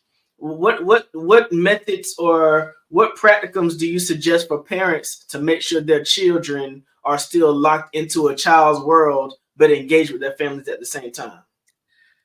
That's going to be a part of communication, good, deep communication. So your children are being influenced by other children. They're being influenced by what's on social media. You know, they're being influenced all the time away from you, or sometimes right there in the house with you. So what is your influence on them? And the only way for you to truly influence them is by talking with them. Now, you need to ask them, not just, oh, you have a good day today? And they're like, yeah, and then that's it. No, that really wasn't a conversation, you know. So you've got to go a little deeper and start asking. If your children, and most of them are, not all, if your children are on social media, or if they, you know, game, if they like to be on Roblox or whatever the case, parents, go in there with them. Find out what the game is like. You don't have to like gaming. You have to find out what your child is interested in, because that opens up communication. If you have nothing in common with your child, what will you talk about? And your child doesn't want to hear about stuff they're not interested in. So parents have to pivot. We sometimes don't understand that we're the ones that have to make adjustments. So pivot and then go in those rooms and learn about the games and the stuff on TikTok. That's why I do TikTok with Parenting 911, because I know young people are there. My grandchildren taught me how. So, I mean, we have to get involved in what they're involved in. Then we can bring in the realness. So when you're talking about that, right, the first thing that came to my mind in terms of the difference between now and what used to be an imbalance was, I grew up in a time and season when corporal punishment was the tone of the day. All right. And I know that can be a sensitive subject for some, because every parent has not always been, as we can say, responsible for their role, right? Right. But do you see a significant difference between an era when corporal punishment was more prevalent in comparison to now, when parents are afraid to speak to their children too harshly because of the traumatic effects of what that might do to the child? How do you see us navigating that space? All right. So you're talking about your era, so you can imagine my era, right? Okay, that time I was born. So my latest book is You Need a Butt Whipping. Wow. Now that brought back all sorts of triggers and trauma, because that phraseology in itself is just rough. Actually, the phrase itself is why it has the name. Gotcha. The phrase itself, because the book is really about discipline. We don't understand discipline today. We think, so many of us think that discipline is only punishment, nothing else. And that's not what discipline is. That's not even the definition of discipline. Punishment is actually a consequence after a child has been disciplined and then chooses not to do what they've been taught. But discipline is something totally different. Discipline is telling a child what to do, modeling for them what you want them to do and how you want them to do it, then practicing with them over and over the way they need to do it until it becomes a habit. That's discipline. Once you know that they know how to do it, then it's up to them to make a wise decision and choose to do it the way you've taught them and trained them, or not. And if they choose not, that's when a negative consequence comes. This is sort of the difference. Back in the day, we'll use that, whether your day or mine, doesn't matter. Back in the day, parents were modeling more for their children. So you saw them, if it was everybody come to the table for dinner, everybody came to the table. If it was, we pray before we eat, or we all work together on a project, or we respect one another, you saw your parents doing that. Well, that makes a world of difference. That's modeling. Many times today, we don't model. We just so often assume that somewhere, somehow, the child knows what we're talking about. And if the child doesn't, they get in trouble. We've got to go back to modeling for our children what we want them to do. So you can't tell them that, well, you have to get off of your iPad or whatever at 8 o'clock, no more for you. And then we stay on it. We're talking to them, but we are on it. We are, gaming. Man. No, you have to model for them what you want them to do. Modeling is that part of discipline that we're missing so often. And discipline takes time. And many people at this point in life don't like a process. They want it now, but not go through the time and the sacrifice it takes to get there. So you're talking about modeling, right? But wait, let me say this. Say it again. Hold on. I want to say this. I may forget my time, my era. I may forget. I'm a little older. In the book, it teaches you, though, that a butt whooping cannot be your only go-to whenever your children do something. And it teaches you how to create a consequence chart. Many parents never recognize when their children are doing something good. They only recognize when they've messed up, and then they go straight to the butt whipping. But that can't be the case. That shouldn't be the case. That's an injustice to our children. So it teaches you how to create what I call a consequence chart. And you have a list of rewards, and then you have a list of things that your child doesn't like.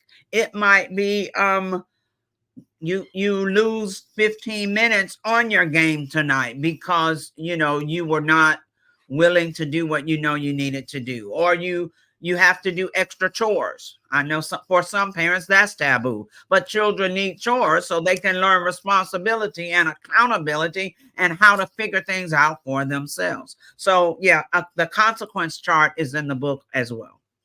That consequence chart sounds like something I know some adults need, a consequence chart. So this leads to my last question, right? The methods that you're talking about now seem a little bit evolved in comparison to the get somewhere and sit down and shut up because children are supposed to be seen and not heard, right?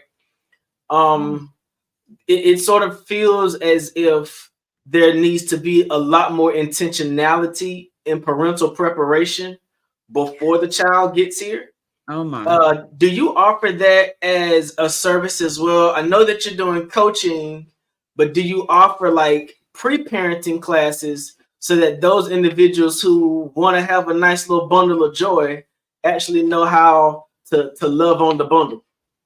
Yes, I can coach if they have the aspirations to be a parent and they're hoping, or if they're expecting.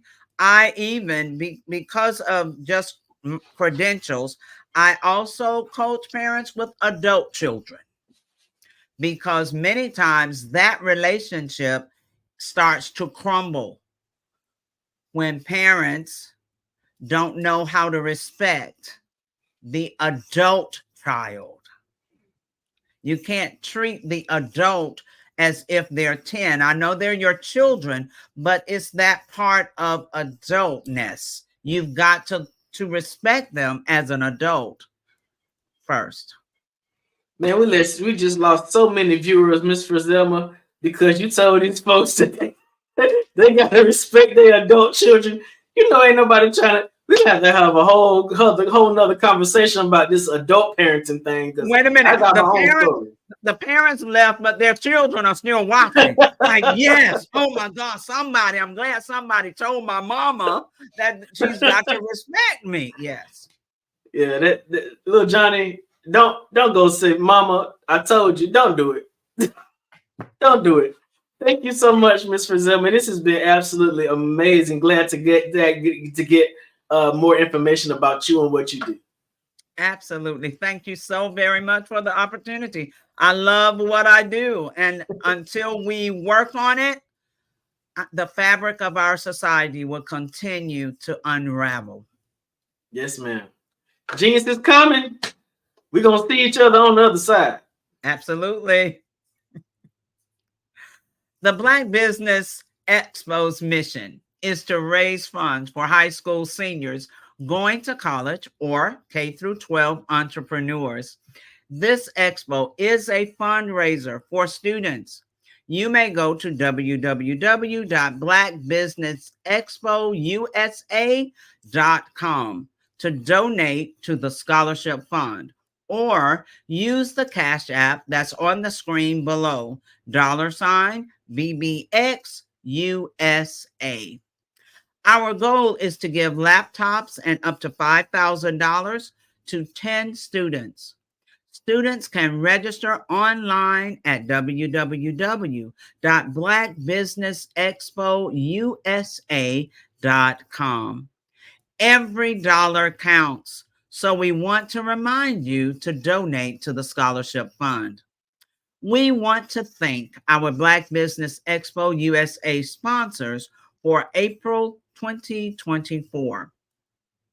NC 100, Moody Capital Partners, Suede Soul, 5-Star BDM Media, Lotus Richer, Coaching and Training, Carolina, Virginia Minority Supplier Development Council, Step Management, Hello LLC, BHS and Associates, Margie McLean Foundation Incorporated, Genius is Common, Earth Essentials, Mullane Shawnee Global, Executive Women's Success Institute, The Quality Coaching Company, Superwoman Business Services, Creative Force Studios, Lee Entertainment, Artistic App Design, Black Business Expo USA. Before I close out, let me say, I love talking about parenting wherever I go. If you are a parent, if you are expecting to become a parent, if you are the parent of adult children, please go to www.parenting911.org and set up a discovery meeting with me. Let's talk about where you are and where you need to go. Genius is common, and I'll see you on the other side.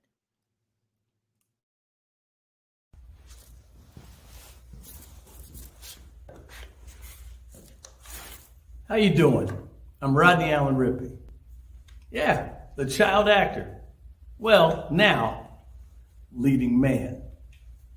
Some of you might remember back in the day, the Harlem Globetrotters popcorn machine. Remember that? Well, it was a Saturday morning special that would come on, and I was there with Geese and Tex and Meadowlark Lemon. Remember the show? Well, I had a great time. And I have to say a huge, huge thank you to all my fans out there. Thank you for all the years of support. I went on from the entertainment industry. I started getting into producing and directing. And now, hey, here I am. I'm a studio executive here in Burbank, California at 2526 Studios. I have to say, it's been pretty good, but the best is yet to come. Please stay encouraged. Keep reaching for your dreams and never forget that genius is common. Remember that. Genius is common. No matter what anyone says to you, no matter how tough the road may get, keep striving. Keep reaching for your dreams. And always know that you are worth it. Everything that you put into yourself, everything good that you pour into your life, you are worth it. And when the times get tough, when things don't go exactly right, it's okay. Dust your shoulders off. Stand up strong. And remember, genius is common.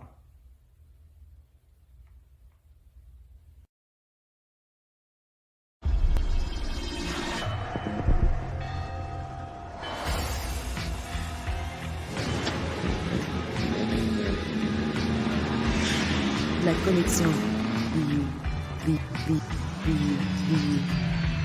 La connexion.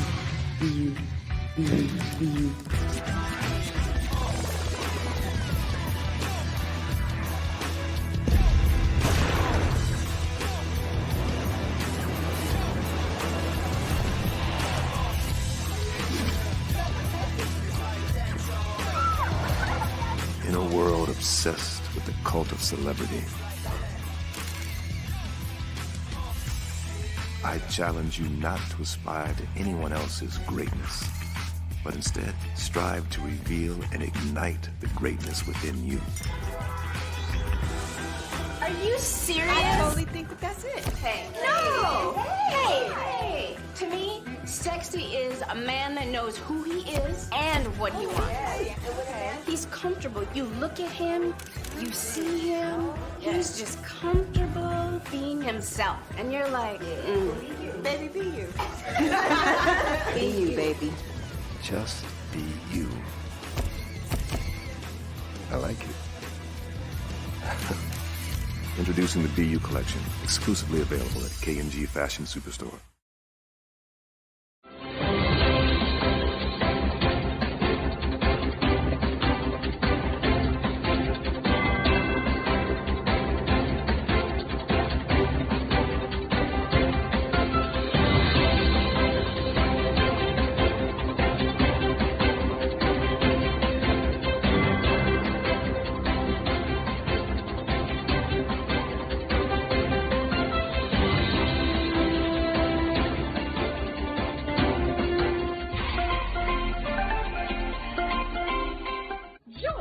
Dr. Eric Kelly III and a host of phenomenal speakers from all around the globe for this 7-day virtual event that you don't want to miss.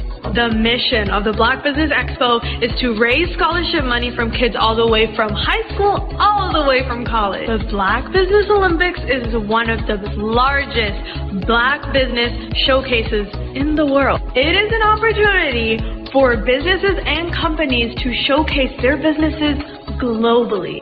We are going to be giving away laptops up to $5,000 away to students. Again, I'm Olivia Appleberry, the founder of 2 Cents Finance and one of the speakers for the expo. I am so excited to see you there. For more info, go to www.blackbusinessexpousa.com or call 919-308-9090 and hope to see you there. I am Black Business. From the moment I wake until the time I sleep. Yes, I am Black Business. I am Black Business. Tell me, are you Black Business? I am Black Business. Do you support Black businesses?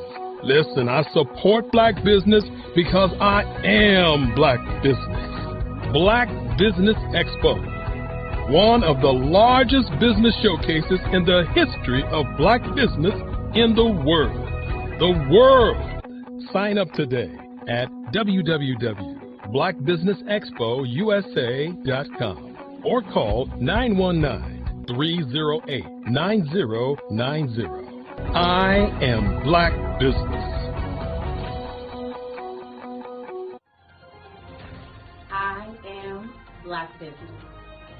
From the moment I wake until the time I sleep, I am Black Business. I am Black Business. Are you Black Business? I am Black Business. Do you support Black businesses?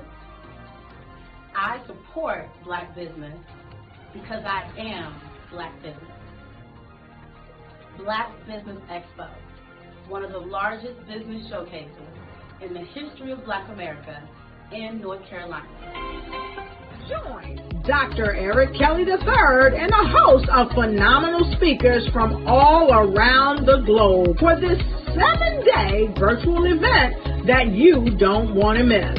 The mission of the Black Business Expo is to raise scholarship money from kids all the way from high school all the way from college. The Black Business Olympics is one of the largest Black business showcases in the world. It is an opportunity for businesses and companies to showcase their businesses globally. We are going to be giving away laptops up to $5,000 away to students.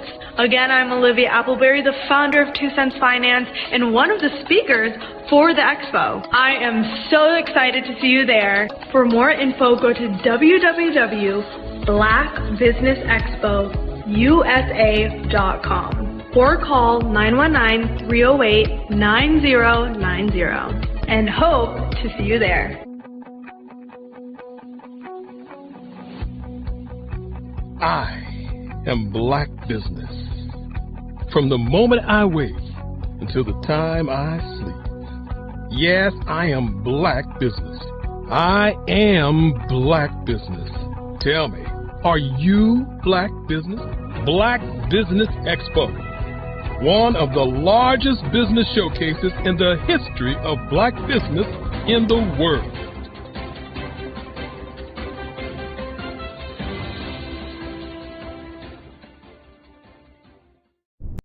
Follow the Brand TV broadcast host, Grant McGaw, as he visits with top executives and entrepreneurs to find out their secrets of success with their personal brand. Follow the Brand TV broadcast host as he focuses on brand development to build better relationships, bring value to your business, relationships, and career. You will enjoy listening to each episode that is tailored to speak to you directly. If you're looking for this type of clarity in terms of building your brand, you have tuned into the right station.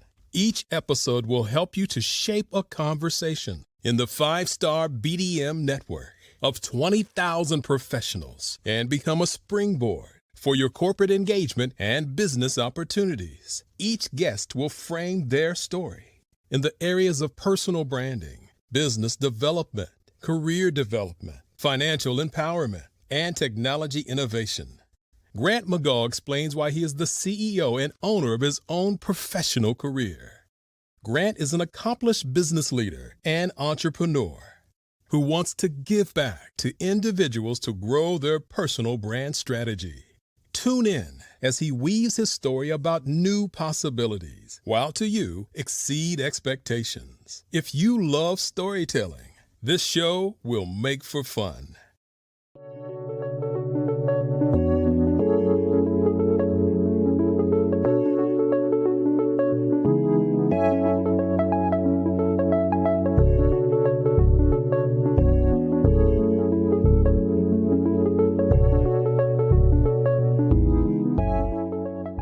Passion has been around helping communities of color and historically underrepresented and underserved communities, minority, rural, veterans, persons who are differently abled, in the intersection of education, innovation, technology, industry, and let's throw some entrepreneurship in there just for fun.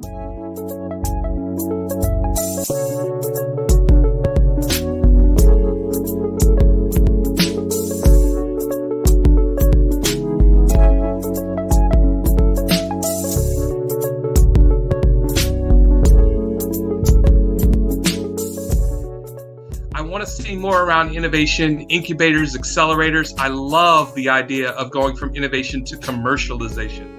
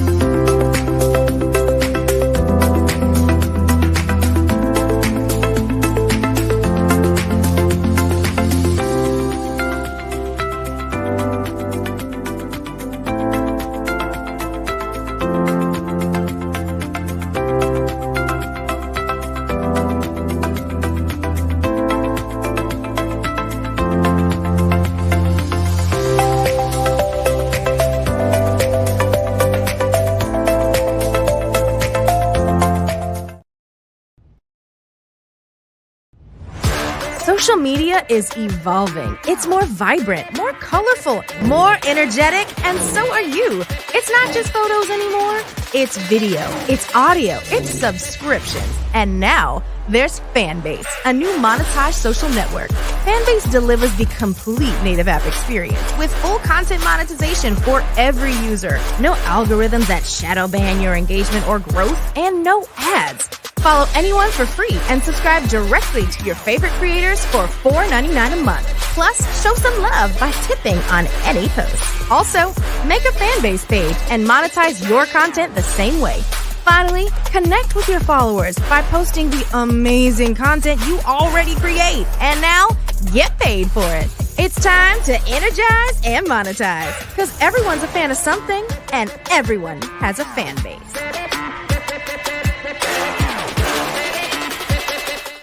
5-Star BDM, Brand Development Masters, is a professional consulting and advisory group keenly focused on business development services for the small to mid-sized business and entrepreneurs.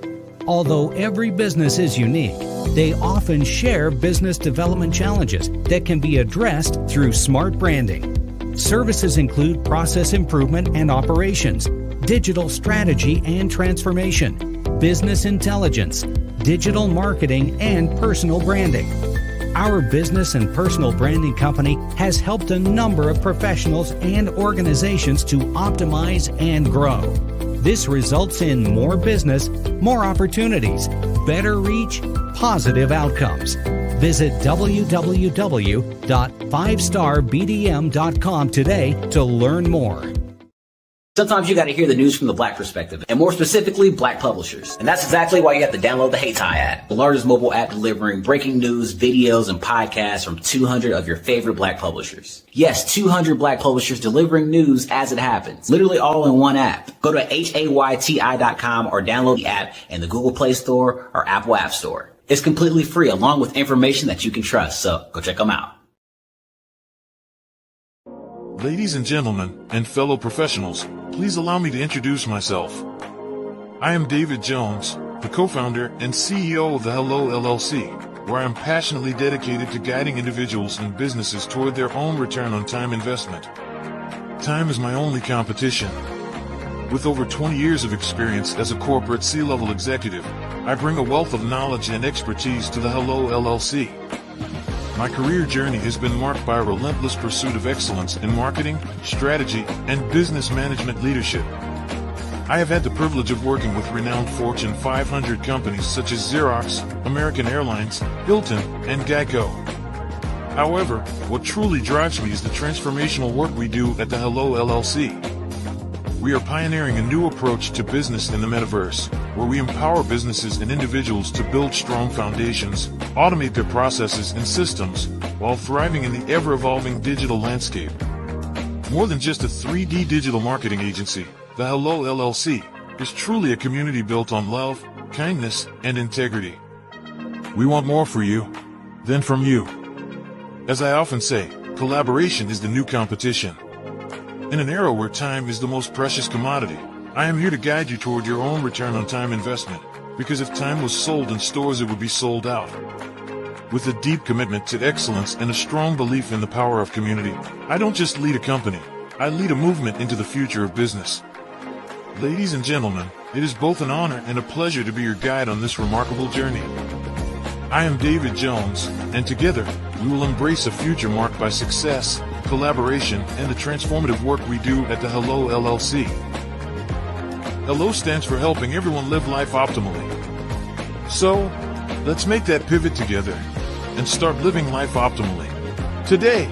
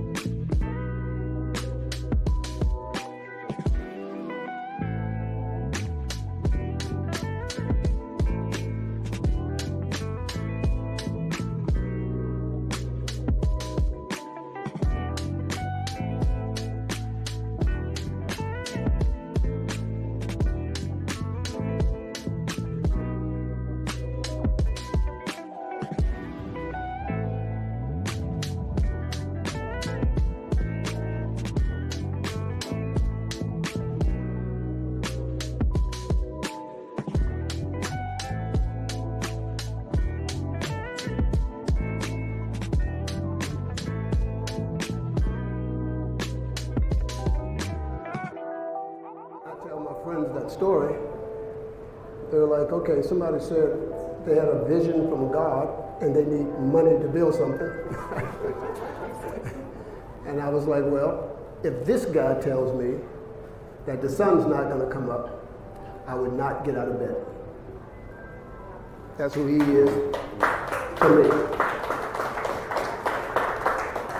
And you can see that my judgment is well placed, because in another 8 or 9 months, we're going to put his technology into an electric car. You know, people always say, well, why'd you build the car and the engine is not finished yet? I'm like, well, when the engine's finished, what are we going to put it in? You know? So we had to do the 2 parts. What we're doing right now is putting those 2 parts together. And, you know, in 8 or 9 months, you know, Derek Automotive is going to basically redefine the electric transportation sector. But tonight is about having fun. So we're going to have fun tonight. Tomorrow we're going to get back to work. All right?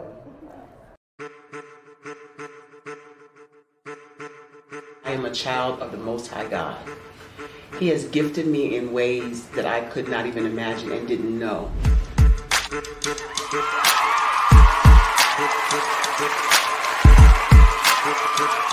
There was a time when I didn't know who I was. I listened to other people tell me who I should be, what I should do. I listened to people telling me that I should be a boutique owner, that I should be a construction manager, that I should be a laborer.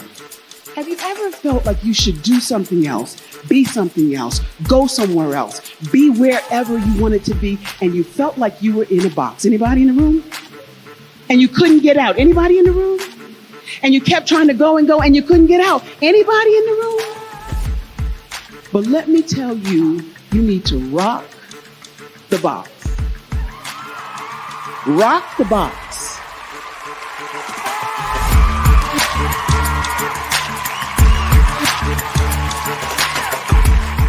I am engaging, inspiring, and empowering.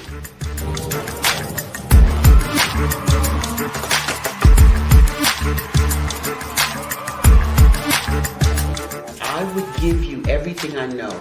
Just by touching you, if I could, by osmosis, give you every single thing I've learned, I've gone through, I know I would.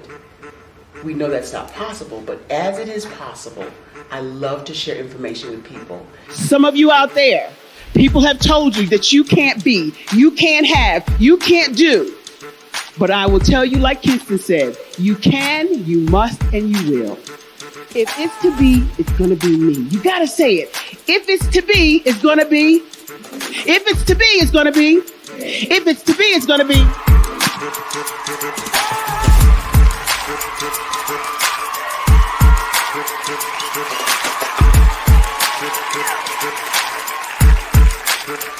Barbara is because she believed what her mama said about her and not what other people told her. Every day you wake up, when you're in a situation, it's your choice whether it's an advantage or the disadvantage. She gained her confidence and her life, and now she is a testimony. If I can help you elevate yourself, then I feel like I'm elevating my own self as well. What you know and I know together can change the world.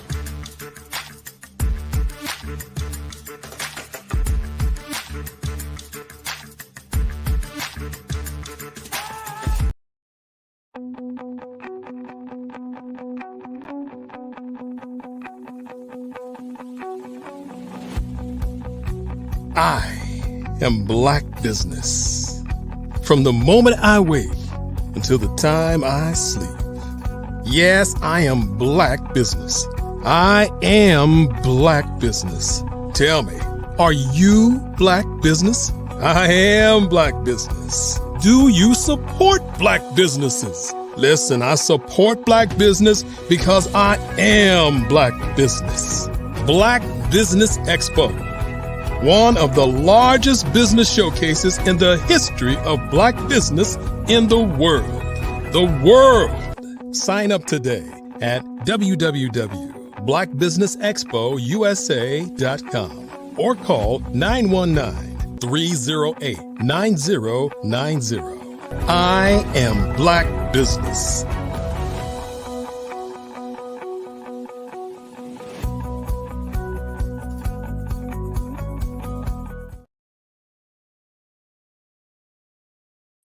Good evening, business owners, entrepreneurs, thought leaders, and corporations. Welcome to the Black Business Network.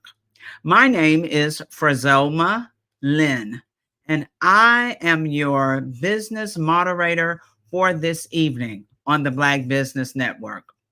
The Black Business Network is a 24-hour business network showcasing Black businesses, business owners, entrepreneurs, and thought leaders worldwide.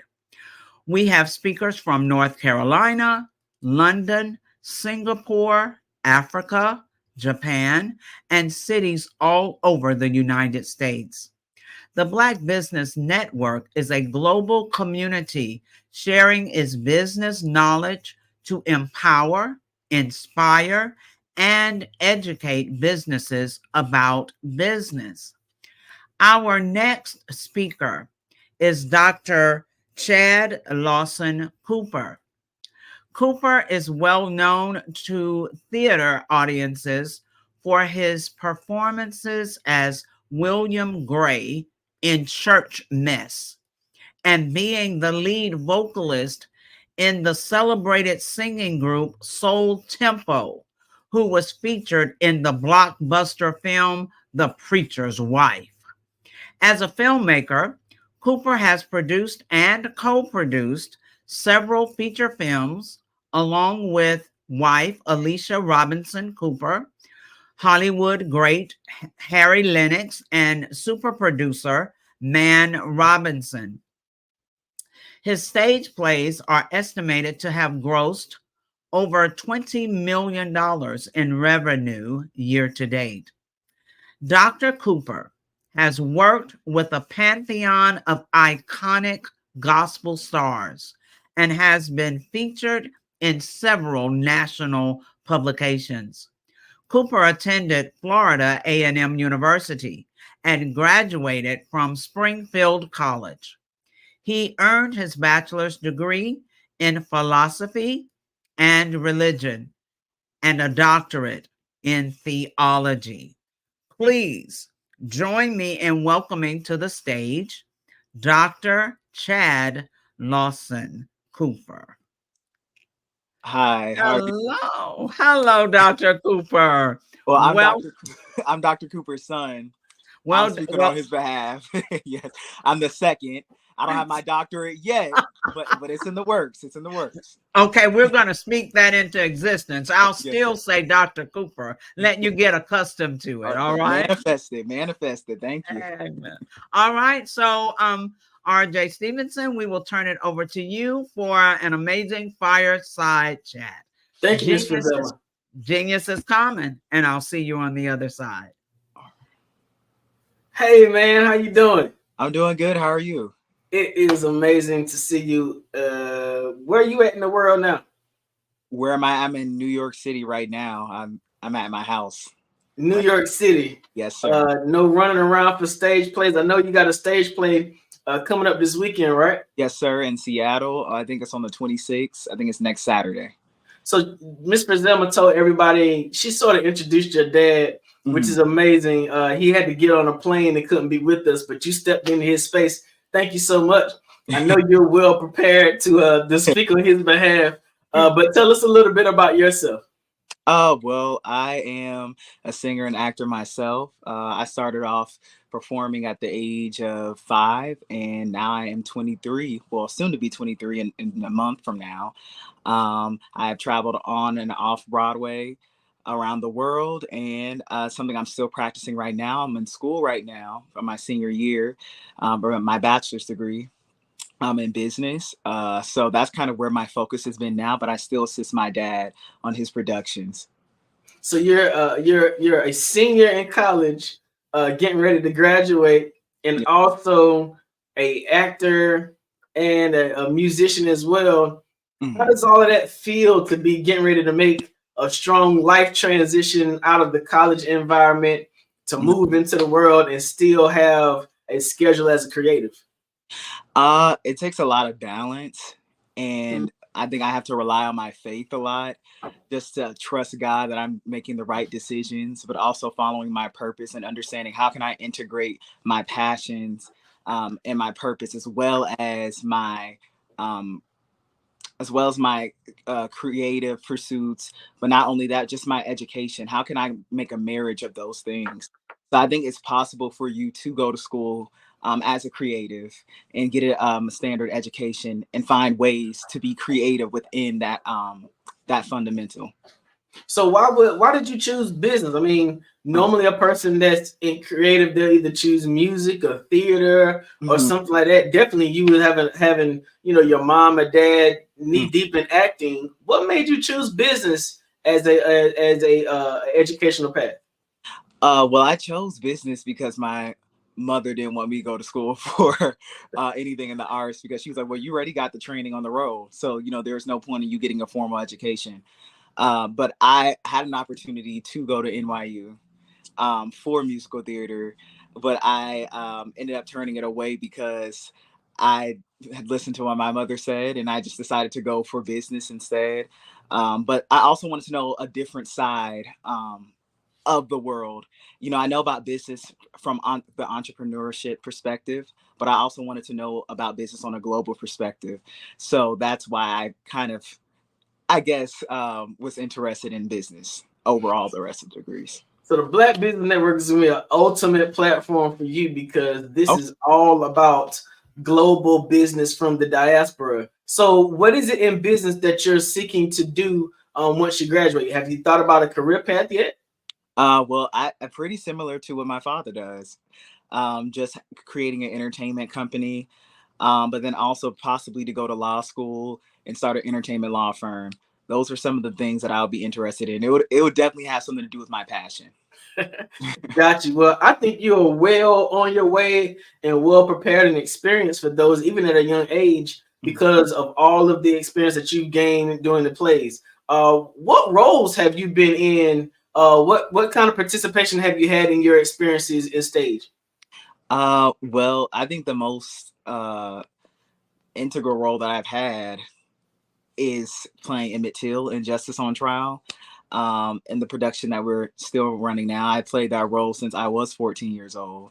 So I think that that's kind of been the most, as far as acting goes, but singing wise, I've just sung around in different groups in New York City, with the Taj Walker group in Harlem, just different things like that, different projects, singing background. It's not really been more so anything on acting for me. It's really been more singing wise. I sing at institutional international church in Brooklyn, New York. So, those are really where my talents are really exposed. But in acting wise, it's really been with my father, and it's Emmett Till. Got you. Now, there may be some people who are not familiar with the Justice on Trial play, and you play Emmett Till in a movie as well, right? Yes, sir. Can you give a little synopsis of the background story of the movie so people can become more familiar? Okay, so the show and the movie Justice on Trial is about two civil rights attorneys suing the U.S. Justice Department for reparations for African Americans. So they bring back three time traveler witnesses, Harriet Tubman, Emmett Till, and Medgar Evers, to tell their stories to a courtroom. In order to encourage the jurors to vote in favor of African Americans receiving reparations. So there's a whole jury deliberation that goes on in this show, and it's a great show. It's very educational, inspirational, and impactful. Gotcha. And you do an amazing job. Oh, thank you. Playing Emmett Till in that production. Every time I do it, it's like you always bring something different to the stage. What's it been like to have the opportunity to play such an icon as Emmett Till, definitely in today with where we are in the landscape of social justice and Black history? I think to play a role like that, it can be very draining, and it has been very draining for me to play that role for several years, because I think you're putting yourself in a vulnerable place that I think as Black men, that we kind of try to ignore this place where we can feel emasculated, knowing that because we're Black, there's a burden on us, that there's a system that's set against us. So I think that's the role, the effect that it has on me. It can cause a lot of indignation playing a role like that. But then also it's just very sorrowful. So, it takes a lot out of me when I do play that role. And I really hope that when people do see this production, if they are interested in it, I hope that you do leave with a burden to fight for justice, because Emmett Till is not just inside of me. When I'm playing him, he's inside of me outside of the costume, and he's inside of you and every one of us as Black men. Gotcha. Now, as in regards to the business of entertainment, stage production can get interesting. Mm-hmm. Especially when, like this weekend, you all are in Seattle. Your dad has been in Seattle pushing tickets, marketing, making certain that the production goes the way it's supposed to. Mm-hmm. And so what are the things that you've seen in your experiences traveling with your dad that caused you to want to be a part of the business end of musical production? I think that he has a unique, distinct way of marketing his shows and his productions that I've not seen anywhere else. So he really markets in the church market, and he will go into the churches and create a partnership with the church community. And that's how he'll market his shows, opposed to just doing radio and TV. He really connects with the community. And so that kind of, he builds this personal relationship with them where they feel like they can trust whatever my dad is going to put out, that it's going to be great, because he's established some type of foundation. So I think for the business aspect of it, I'm always in awe when he goes into a church and markets on Sunday. I'm like, he'll go up there and he'll give his 30-second rundown of the show, and then he'll also sing, because he is multi-talented. So he'll sing, and then that also, just hooks them in. So I think because he's a master of all, I don't like to say jack of all trades, but I think because he's a master of all, his technique is very unique, and I don't think it's something that most businesses can duplicate. So now, as you've been studying in college, you should have heard about identifying your niche so that you can identify your prospective clientele. Mm-hmm. Why do you think going to Black church congregations, why do you think that's been successful for him as he's identified that as his marketing structure? I think that's been successful for him because that's what he understands, and he understands the psychology of what that demographic is attracted to. Like most people who are pioneers in business, you have to understand or you have to study the psychology of the demographic. For example, Tyler Perry, he studies the demographic maybe of women who are between the ages of their late 30s to their 50s. What would they be attracted to? What type of content? And that's how a lot of us, like myself, have grown up watching Madea. Because maybe my mother was in that demographic, and now, and now I'm watching Madea, and, that's how you really build. So I feel like he understands that because he was a pastor. He pastored for many years. So the church is really his home. And so he understands how to build this connection with that community. So that's his unique marketing tool that I appreciate. So the church has been his home. The church and stage has been your home. Mm-hmm. Why do you find yourself so comfortable in that space when there are so many other people around the world who are like flabbergasted by being in front of a camera? It sort of seems like that environment just brings another thing out of you to life. I feel like for me personally, being in the church and in the stage, my parents never pushed me to do it. It was something that I was just attracted to because I saw the way that they loved it. And I like the attention. I do like a lot of attention. So I was like, okay, well, I want to be in front. I want everybody to be, applauding for me and giving me the Michael Jackson treatment. I like it. And so I think that's what attracted me. But I also love to just story tell. And I think that's what an artist is somebody who enjoys to tell stories and to change the perspective of the world. How can we do that? And if you can do that through your art, not just through art, but through your business, then you really are making a change. And I think that every business should have that as their goal. I think that's when you will keep a relationship with your clientele, when they see that you really have the mission to change their perspective, but also for the better. So let's talk about where you are right now. You are the heir to the Chad Cooper Company on Broadway, the only Black production company on Broadway in Manhattan. Kudos to you and your family for producing that kind of legacy. What kind of weight does that feel like for you following that kind? I mean, your mom and your dad are prolific actors and singers.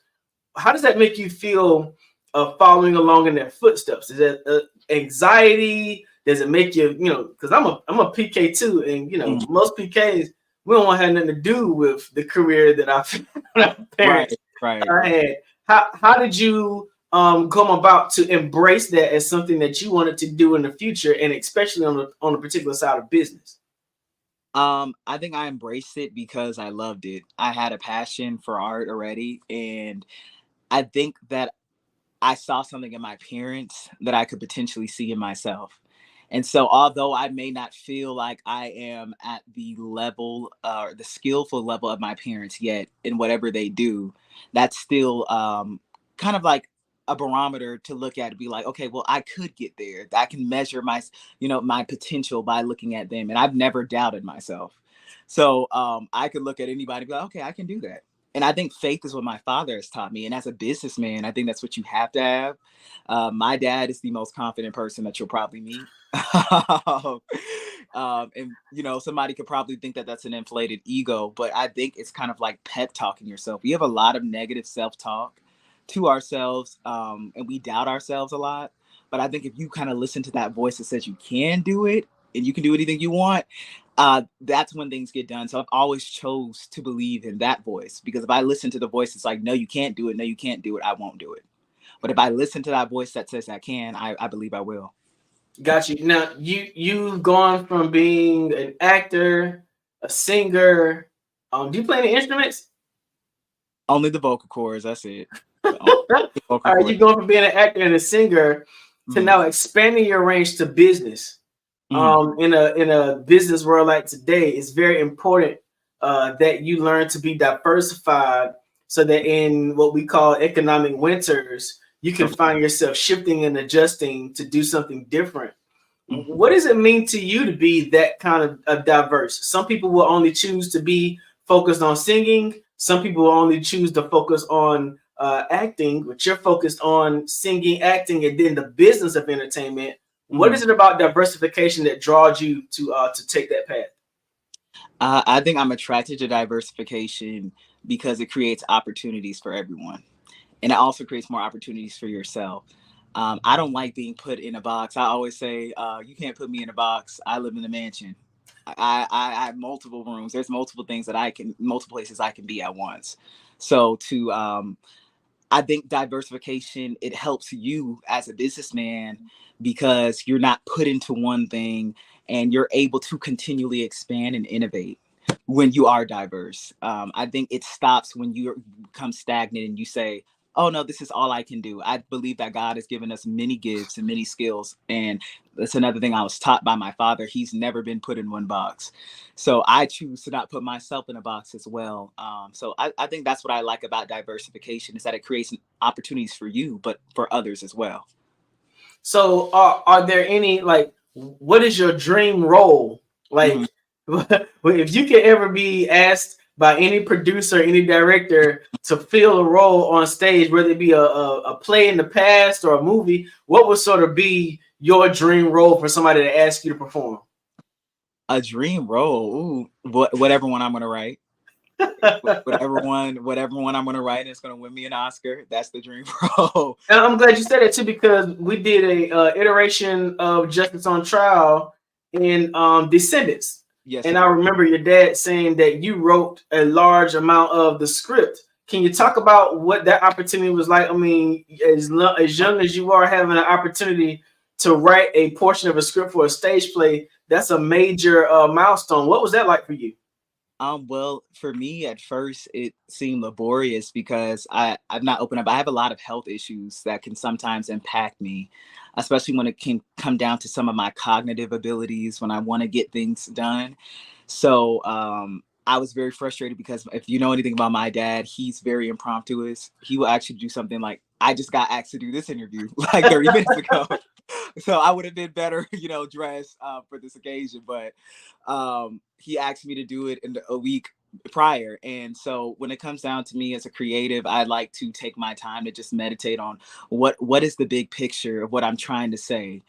Where can I find the humanity in my art that everybody can connect to, whether you're black, white, or whatever. And I think as a business owner, that's the type of mentality that you should have as well. Because that's how it can be attractive to everybody. Where's the humanity in my business? How's this going to serve everyone? So I think that's really how I write. And I told you about that, I think, when I spoke to you about my music before. I like to tug on the heart a lot in a more so emotional side of things because I am a cathartic person. But being able to do that and write this show was a fun experience for me. And it definitely boosted my confidence a lot for the time that I was in. So you're getting ready to graduate from school. Congratulations on that.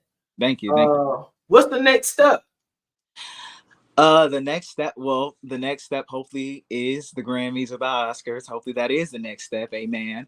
But the next step for me is just, I believe, just success. I believe I have the Midas touch. Anything I touch will turn to gold. So whatever it is that God has for me, but I would just like to be impactful in this world. And through my art and through me as just a person, how can I be an impactful person, even through business? So that's the next step for me. That's amazing. Are you looking at getting a master's in fine arts or anything like that to further your education? So the goal right now is probably to just go to law school. That's kind of like the goal for me because I do still want to have a license to practice law. That's still a passion of mine. So I will continue to get an education as long as I have the money to. So in terms of law, is there a particular area? Are you looking at entertainment law? Yes, entertainment law. I've been told that every family needs a good lawyer somewhere. Right. What kind of law are you looking at doing, and what inspired you to take that path? Entertainment law, because of the field of work that my parents are in and that I am in. I just believe that artists should know their rights. I am an artist advocate. I believe that you should know your rights. I believe that you should not be making less money than people who are not creating the art. And if you can find a way to independently make money, I suggest you do that. And that just goes for business as well. The same rules apply even in business, corporate versus, just being a regular entrepreneur. I just believe that people should be able to be independently financially successful in their businesses. So, one of the responsibilities of parents, especially when we have children who are following in our footsteps and our legacies, is to set them up in a path and a trajectory for success. And I think that this interview opportunity for you has been an amazing nod from your father at his trust in your abilities and your levels to communicate. And I think you have done an absolutely amazing job with this interview. I'm absolutely impressed. I've seen you be Emmett Till, but now I see you be Chad Cooper II, and you're doing just as well. So congratulations to you, man. Thank you so much. I appreciate that. Absolutely. Miss Friselma, we done. All right. I was listening. My heart was touched. I was able to laugh. I didn't cry, but I was able to laugh. I enjoyed you so very much. We have a few more minutes. So I want to just touch on a few things. Touch on them. Reach out and touch. This is 3 generations right here of PK kids. Now I started laughing when I heard that. I thought, oh my God. Yeah. So that I understand how it helps kind of builds a foundation, gives us kind of that. I like what you said about confidence. Gives us some confidence that we can step out and do things. Risk does not frighten us away. It really draws us because we know we can handle it, you know. And I liked what you were saying about how different things have helped build your confidence with the Midas touch. I liked it. I was listening. The humanity, wanting to just connect to humanity. And honestly, as a parenting coach, that really struck a nerve with me, because family is so important, and it should be. And for Black families, we have to realize the importance and bring, you know, the family back together. Yes, ma'am. So that family is important, you know. You talked about not being on a box. Yeah, we don't need to be there. Yes, ma'am.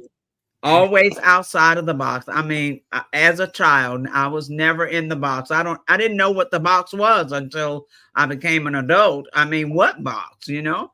So we can do what we put our minds to if we're willing to put in the work, really. If we're really willing to put in what we need to and not give up. Yes, ma'am. And the Madea, that tickled me too. Yes, yeah, it's amazing how Tyler Perry has truly affected the world with just Madea. That just, that kind of blows my mind. And there are so many things to learn from watching Madea. And the diversity. I guess I'll kind of end with that, the diversity. Miss Frizelma, I got a question. Yes. All three of us being preacher's kids and all that, you know, and then Chad having parents who have a strong pull from other people quite often. Chad, what has it been like seeing the sacrifice that you've had to give as a young person, having your parents pulled in so many directions? How have you been able to navigate that? Because I know being preacher's kids, our parents don't belong to us. Right. I think just finding my own voice. And I realized at a young age that I had to do that. The parents that I have are very straightforward. They can be somewhat domineering to some people. But for me, they always taught us how to find our own voice. Even though I do things that are similar to my parents never pushed me to do anything I didn't want to do. They were in ministry, they wanted to sing, but I think that me just figuring out what I wanted to do and be focusing on my passion, it didn't make me, I guess, miss my parents in a way or feel like they were taking anything from me. I understood that what they were doing was something I admired and something I wanted to do as well, which is what she was just saying, which is about humanity. They were helping people. They were saving people's lives. And that's something that I would like to do. So I think I understood that at a young age. That's awesome. That was a great question, because so many times parents don't show, we talked about modeling for your children earlier, they don't show humanitarianism. They don't teach their children how to care for another human being. I mean, just walking past someone and helping them if they need your assistance. So it's amazing that you have a heart for, you know, other humans. That's amazing, because it's missing so much in our world today. Thank you. Speaking of that heart for humans, that's the whole reason why we do the Black Business Olympics, you know, Absolutely. to provide those laptops for young people all over the country. So I'm glad that we're all able to even, you know, having legacies of people who helped others to continue those legacies ourselves. Absolutely. And how would you like for people to contact you, or you know, just get in touch with you for whether it's jobs or whatever the case may be, that Grammy coming up or whatever it might be? How would they contact you? You ought to speak it. You can get in contact with me at the official Chad Cooper II on Instagram, or you can go to my father's page. I believe he's the official Chad Lawson Cooper on Instagram, or you can go to greatfaithentertainment.com if you would like to see any of the productions that we have that are actively going on now. And you're going to give a plug for the Seattle show, right? Yeah, the Seattle show is on April 26th, I believe. It's next Saturday. It's going to be at 6:30, and we still have some tickets left. So if you like to come out, and bring your umbrella because we're in Seattle. Just make sure you bring your umbrella. You'll be all right. But thank you all so much for bringing me on this platform. Even though it was last minute, I really appreciate speaking with you all about this. I would love to come back, and I'd love to tune in to see more guests speak. Absolutely. All right. You've been an excellent guest. So thank you so very much for talking from your heart, and so many young people your age listening in and hearing that. So you've inspired people all over the world just this evening. All right. Thank you so much. Yes, sir. Mr. RJ, thank you. You were a great fireside chat host. And one more to go.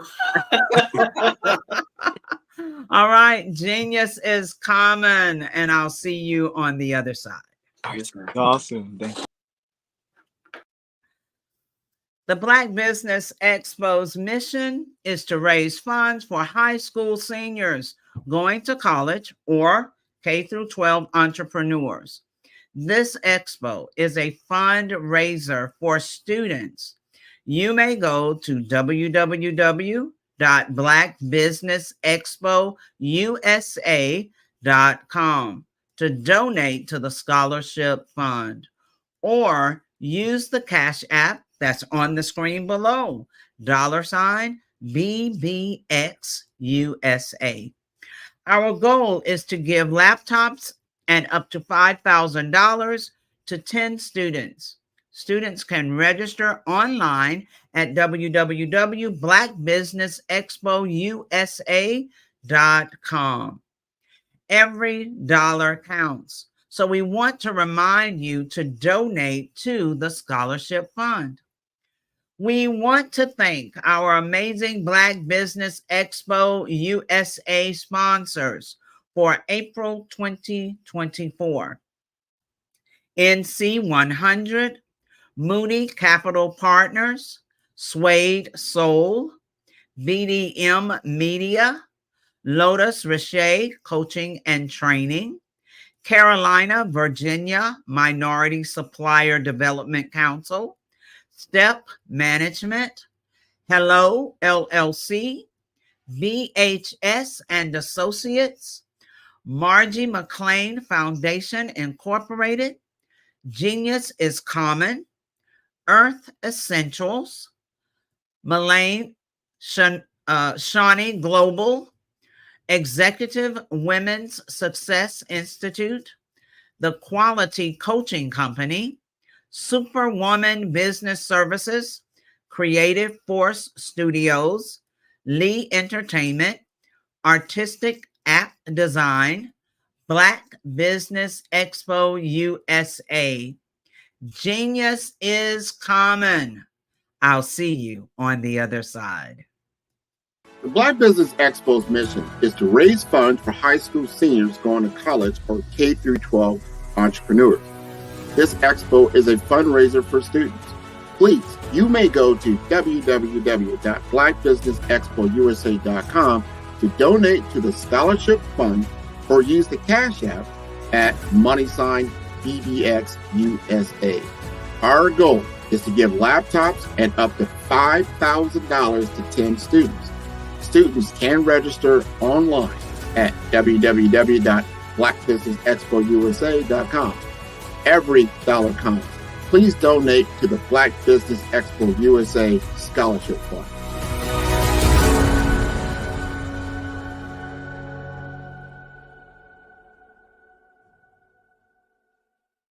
Follow the Brand TV broadcast host, Grant McGaw, as he visits with top executives and entrepreneurs to find out their secrets of success with their personal brand. Follow the Brand TV broadcast host as he focuses on brand development to build better relationships, bring value to your business, relationships, and career. You will enjoy listening to each episode that is tailored to speak to you directly. If you're looking for this type of clarity in terms of building your brand, you have tuned into the right station.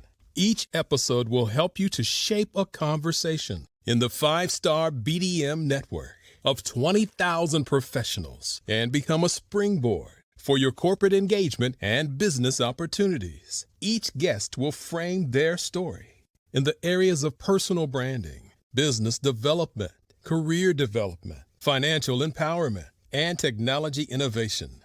Grant McGaugh explains why he is the CEO and owner of his own professional career. Grant is an accomplished business leader and entrepreneur who wants to give back to individuals to grow their personal brand strategy. Tune in as he weaves his story about new possibilities, while to you exceed expectations. If you love storytelling, this show will make for fun. Hello, my name is Kiasi Helm and I'm 14 years old. I think my genius would probably have to be setting goals and achieving them.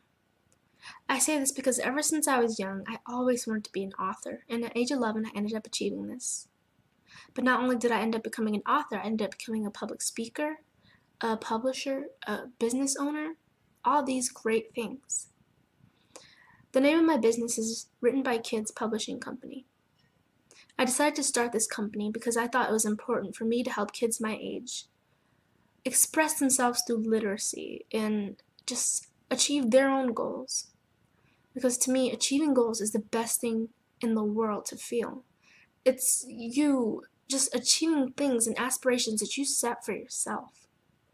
And I know that everybody is capable of this, because even if you don't end up achieving the goal, you still tried your best, and that's the most important thing.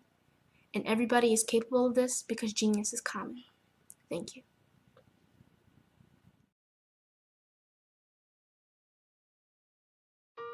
Hello, this is Israel, and I am CEO of Daydreams Interactive and author of Princess Planet. So, genius is common, and as a kid, I loved to daydream. Even as an adult, I love to daydream. And when my daughter became 6 and loved princess characters, but we just could not find the diversity that showed her, we created our own characters. So, for instance, you have Princess Nulu right here. Princess Nulu is from Uganda, and her genius is that she loves to take care of animals. She can actually even listen and hear what they say. And then we have Princess Isabella right here. Princess Isabella, she's from Cuba, and her genius is biochemistry. One day she hopes to eliminate disease. Then we have Princess Nia right here, and Princess Nia is based off of my daughter, and she is what she wants to be, the greatest dancer alive. So that's her genius. So what's your genius? My genius is my imagination. Genius is common.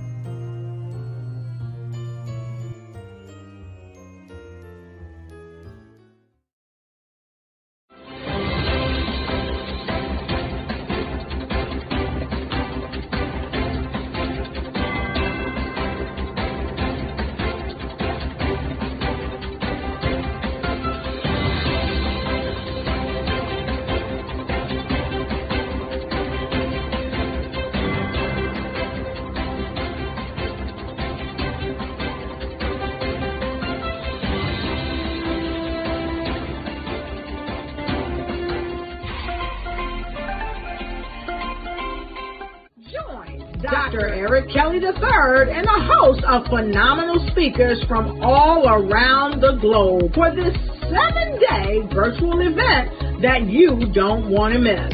The mission of the Black Business Expo is to raise scholarship money from kids all the way from high school all the way from college. The Black Business Olympics is one of the largest Black business showcases in the world. It is an opportunity for businesses and companies to showcase their businesses globally. We are going to be giving away laptops up to $5,000 away to students. Again, I'm Olivia Appleberry, the founder of 2 Cents Finance and one of the speakers for the expo. I am so excited to see you there. For more info, go to www.blackbusinessexpousa.com or call 919-308-9090 and hope to see you there. I am Black Business. From the moment I wake until the time I sleep. Yes, I am Black Business. I am Black Business. Tell me, are you Black Business? I am Black Business. Do you support Black businesses? Listen, I support Black business because I am Black Business. Black Business Expo, one of the largest business showcases in the history of Black business in the world. The world! Sign up today at www.blackbusinessexpousa.com or call 919-308-9090. I am Black Business. I am Black Business. From the moment I wake until the time I sleep, I am Black Business. I am Black Business. Are you Black Business? I am Black Business. Do you support Black businesses? I support Black business because I am Black business. Black Business Expo, one of the largest business showcases in the history of Black America in North Carolina. Join Dr. Eric Kelly III and a host of phenomenal speakers from all around the globe for this 7-day virtual event that you don't want to miss. The mission of the Black Business Expo is to raise scholarship money from kids all the way from high school, all the way from college. The Black Business Olympics is one of the largest Black business showcases in the world. It is an opportunity for businesses and companies to showcase their businesses globally. We are going to be giving away laptops up to $5,000 away to students.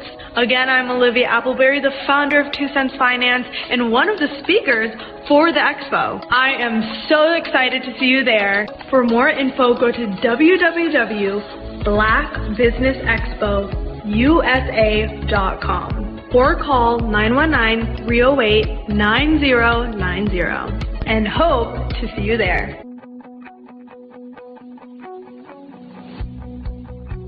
I am Black Business.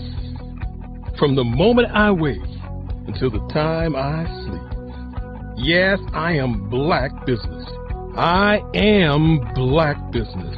Tell me, are you Black Business? Black Business Expo, one of the largest business showcases in the history of Black business in the world.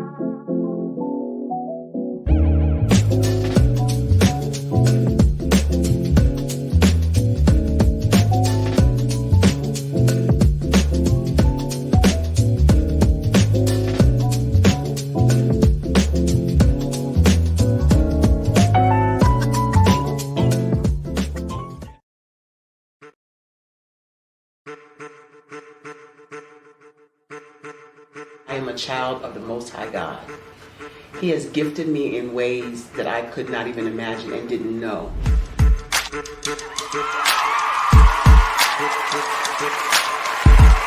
There was a time when I didn't know who I was.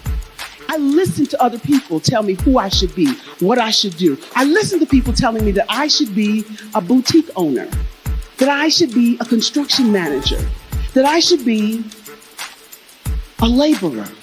Have you ever felt like you should do something else, be something else, go somewhere else, be wherever you wanted to be, and you felt like you were in a box? Anybody in the room? And you couldn't get out? Anybody in the room?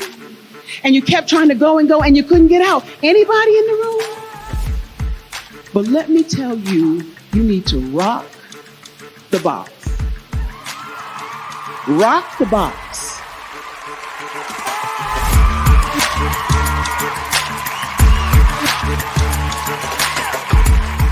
I am engaging, inspiring, and empowering.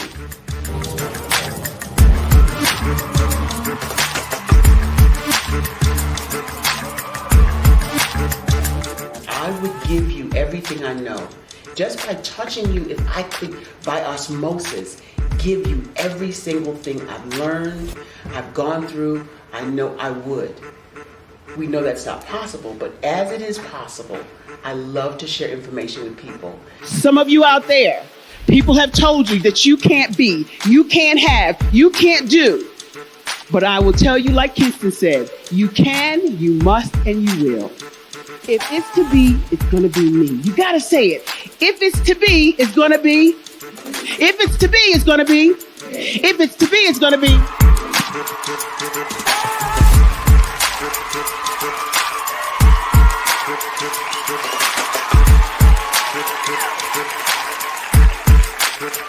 Barbara is because she believed what her mama said about her and not what other people told her. Every day you wake up, when you're in a situation, it's your choice whether it's an advantage or the disadvantage. She gained her confidence and her life, and now she is a testimony.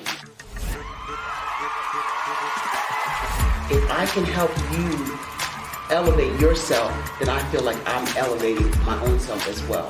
What you know and I know together can change the world.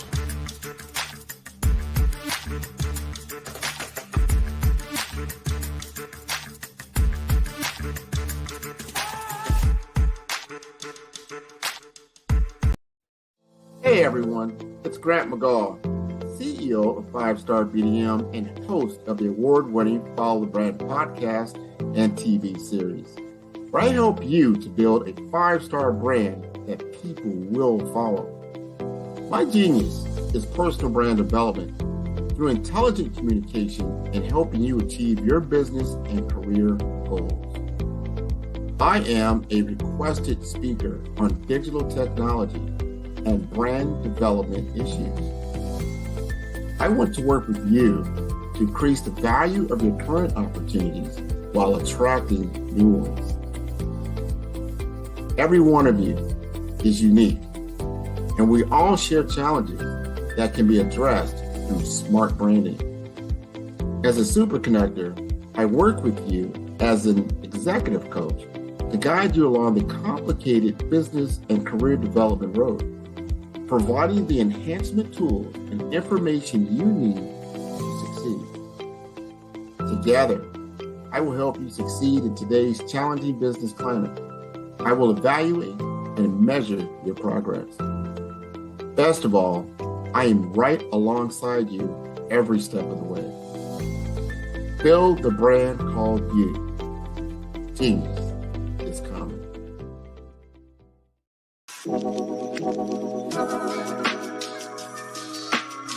The African company and the African CEO is making a conscious decision to bring on someone external to the continent versus bringing on someone who is from Ghana or Kenya or South Africa.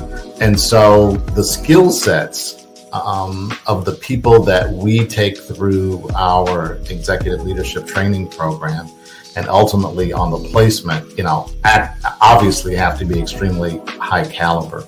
So what we look for are corporate executives at the vice president to C-suite level, as well as Black entrepreneurs. When we look at the Black corporate executives, we're looking for some very specific skill sets, whether that be around supply chain, sales and marketing, engineering, product development. We want our folks to be able to add immediate value to the corporate board, right? And the other thing is, even if they don't necessarily have specific industry experience, they're bringing a diversity of thought.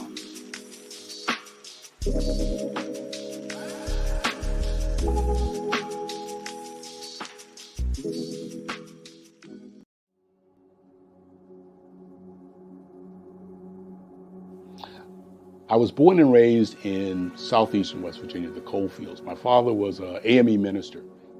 For me, I was very fortunate. Even though I grew up in the segregated South, I was surrounded by flourishing Black businesses, doctors, lawyers, bankers, dentists. They were all there and they were all successful. And I guess that's part of my dream, is to see that success come back. My name is Joseph Simmons, and I am the founder of the Center for Micro-Entrepreneurial Training. We have this moment in time where we can change the trajectory of people. And our focus is on women, Black and brown entrepreneurs, and their access to capital, their ability to build thriving businesses, the ability to employ people. There's a study that showed that in those three communities, especially Black and brown communities, $1 stays in those communities for 30 minutes. In white community, $1 stays in their communities for 8 hours. So think about it. For you in a Black or brown community to get gas, to get food, to go to a restaurant, you've got to leave your community, take those dollars out of that community and take it to another community that's already being well served. So if we can reverse that, if we can go from 30 minutes to an hour to 2 hours, that's progress. That's what we need to do. I was with SCORE. And then in May of 2020, of course, the events happened in regards to the murder of George Floyd. The other thing that I was experiencing was the denials of federal funds for small businesses. And it revolved around one thing. These businesses were not being prepared for grants and for government programs. And I came up with the idea for the Center for Micro-Entrepreneurial based off those two things. Morgan Stanley had a report out in 2020, first quarter, and they talked about there were three groups that were massively devastated by COVID-19 on their business. That was 1, women, 2, Black, and 3, brown entrepreneurs. The research showed that they had less cash on hand, they had less opportunity to go into a bank and get money, and they were very dependent on family and friends to keep their business up and running. If we can focus on those three groups, then we can have a dramatic impact on our communities. Really, the focus is on 3 areas. And those 3 areas are 1, the people, 2, the courses, and 3, a support network. Here at CMAT, we will provide you with the fundamentals for generational success. And you will be creating a vibrant community by attending our 5-day immersive training course.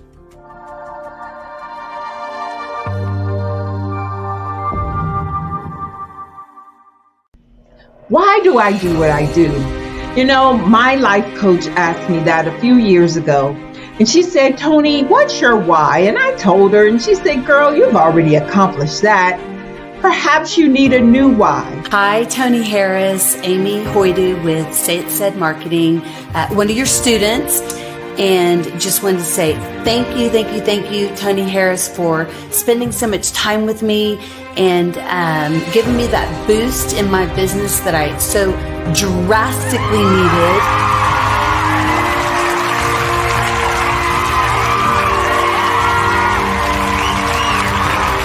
My why is to touch, move, and inspire my clients to take drastic steps to be better than they were before they met me. I'm a resource, I'm a connector. I want to help people build deeper relationships that are beneficial to their life and business. That's what I do best. So, first thing you got to do is show up.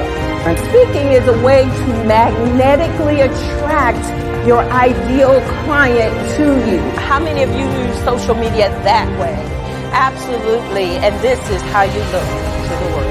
Drastic steps are the steps that are needed to be successful. And my business is drastic denotes a mindset. Getting out of your comfort zone. Doing something that you don't necessarily feel comfortable doing, want to do, but you know it's a necessary step to be successful in your business. I get the most satisfaction when I see my connections flourishing into relationships long after I am gone. Hi, my name is Jasmine Augustine with Media Jasmine, and I've joined several networking and referral groups in the area.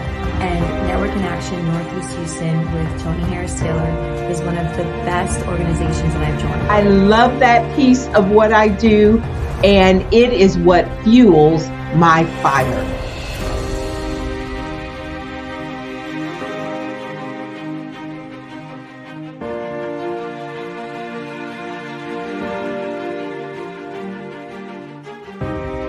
My name is Tony Harris Taylor, saying take a drastic step today for a fantastic tomorrow.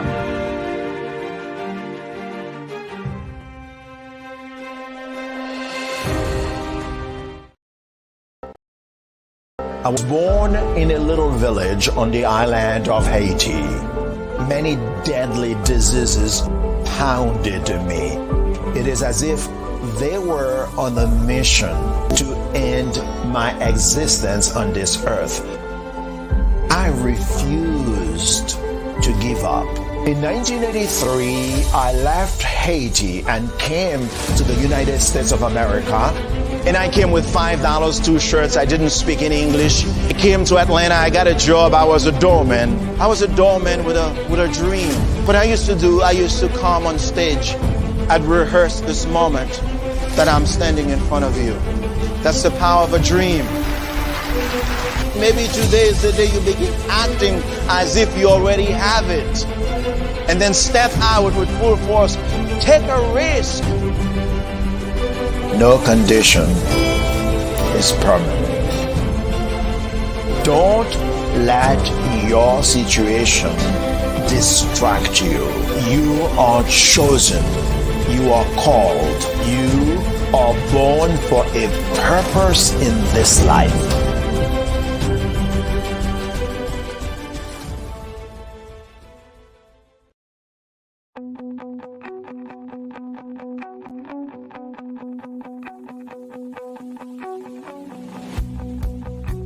I am Black Business.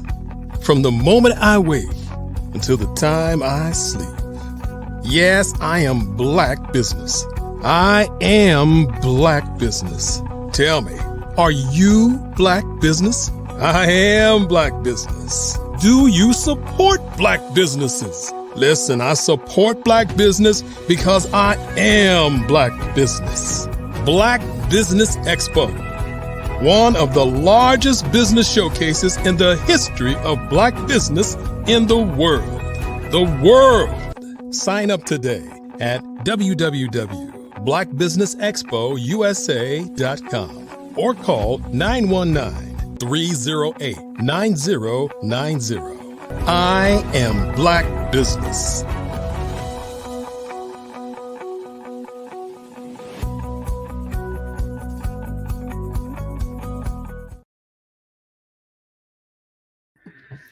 Good evening, business owners, entrepreneurs, thought leaders, and corporations. Welcome to the Black Business Network.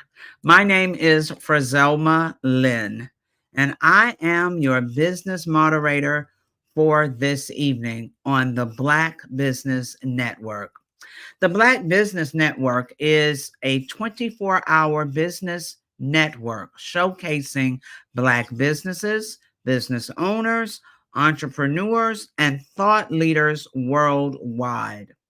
We have speakers from North Carolina, London, Singapore, Africa, Japan, and cities all over the United States.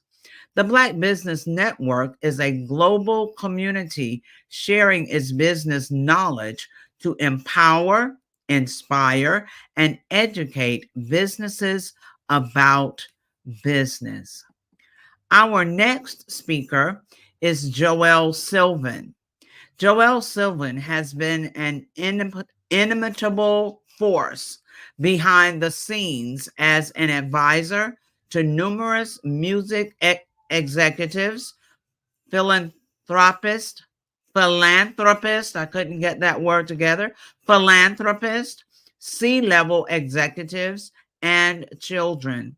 Mr. Sylvan has an extensive background in technology, sports, and entertainment. Prior to his current career in finance, Joelle worked with a variety of well-known artists, producers, and comedians as a young music executive. Additionally, he secured a partnership with a publishing company, during which he created a marketing consulting company that provided endorsement deals for artists and celebrities in the music industry, pairing them with Fortune 500 companies, bringing sneaker, apparel, and accessory companies into urban lifestyle branding. This led to him becoming a silent partner with Bulldog Bikes for the first urban bike BMX lifestyle company in the world.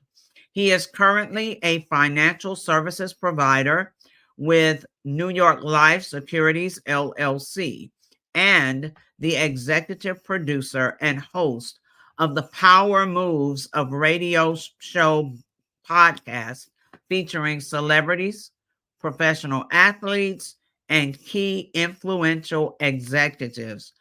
Please join me in welcoming to the stage Joelle Sylvan. All right. Nice to meet you, Frizelma Lynn. How you doing? I love that so much. and I love them earrings. Woo! Thank you. We welcome you to the stage. I am looking forward to hearing all about what you do, how you help people, and how you are transforming things in this world. So Mr. R.J. Stevenson will be your gracious host and in this fireside chat. Gentlemen, genius is coming, and I'll see you on the other side. All right. So, I love them glasses too. Love them frames. Power move, Mr. Stevenson. How you doing, baby? What up, brother? Hey, man, just chilling, man. I'm so happy today. Today, my friends, Tribe Called Quest has made it into the Rock and Roll Hall of Fame. Salute to Mary J. Blige. Salute to Dionne, the beautiful Dionne Warwick. Who else made it to the Hall of Fame? I just can't remember the others, but Cher, I believe. But most important for me, the Tribe Called Quest, because of my relationship with their former manager, who rest in peace, Mr. Chris Lighty, baby Chris Lighty. He was the man that when we needed to go on tour, the group that was on my label, we was able to go on a college tour with the Fugees and Tribe. But anyway, this is your show. Man, it's your show. I've been up here all day. We'll talk about you. Listen, man. First of all,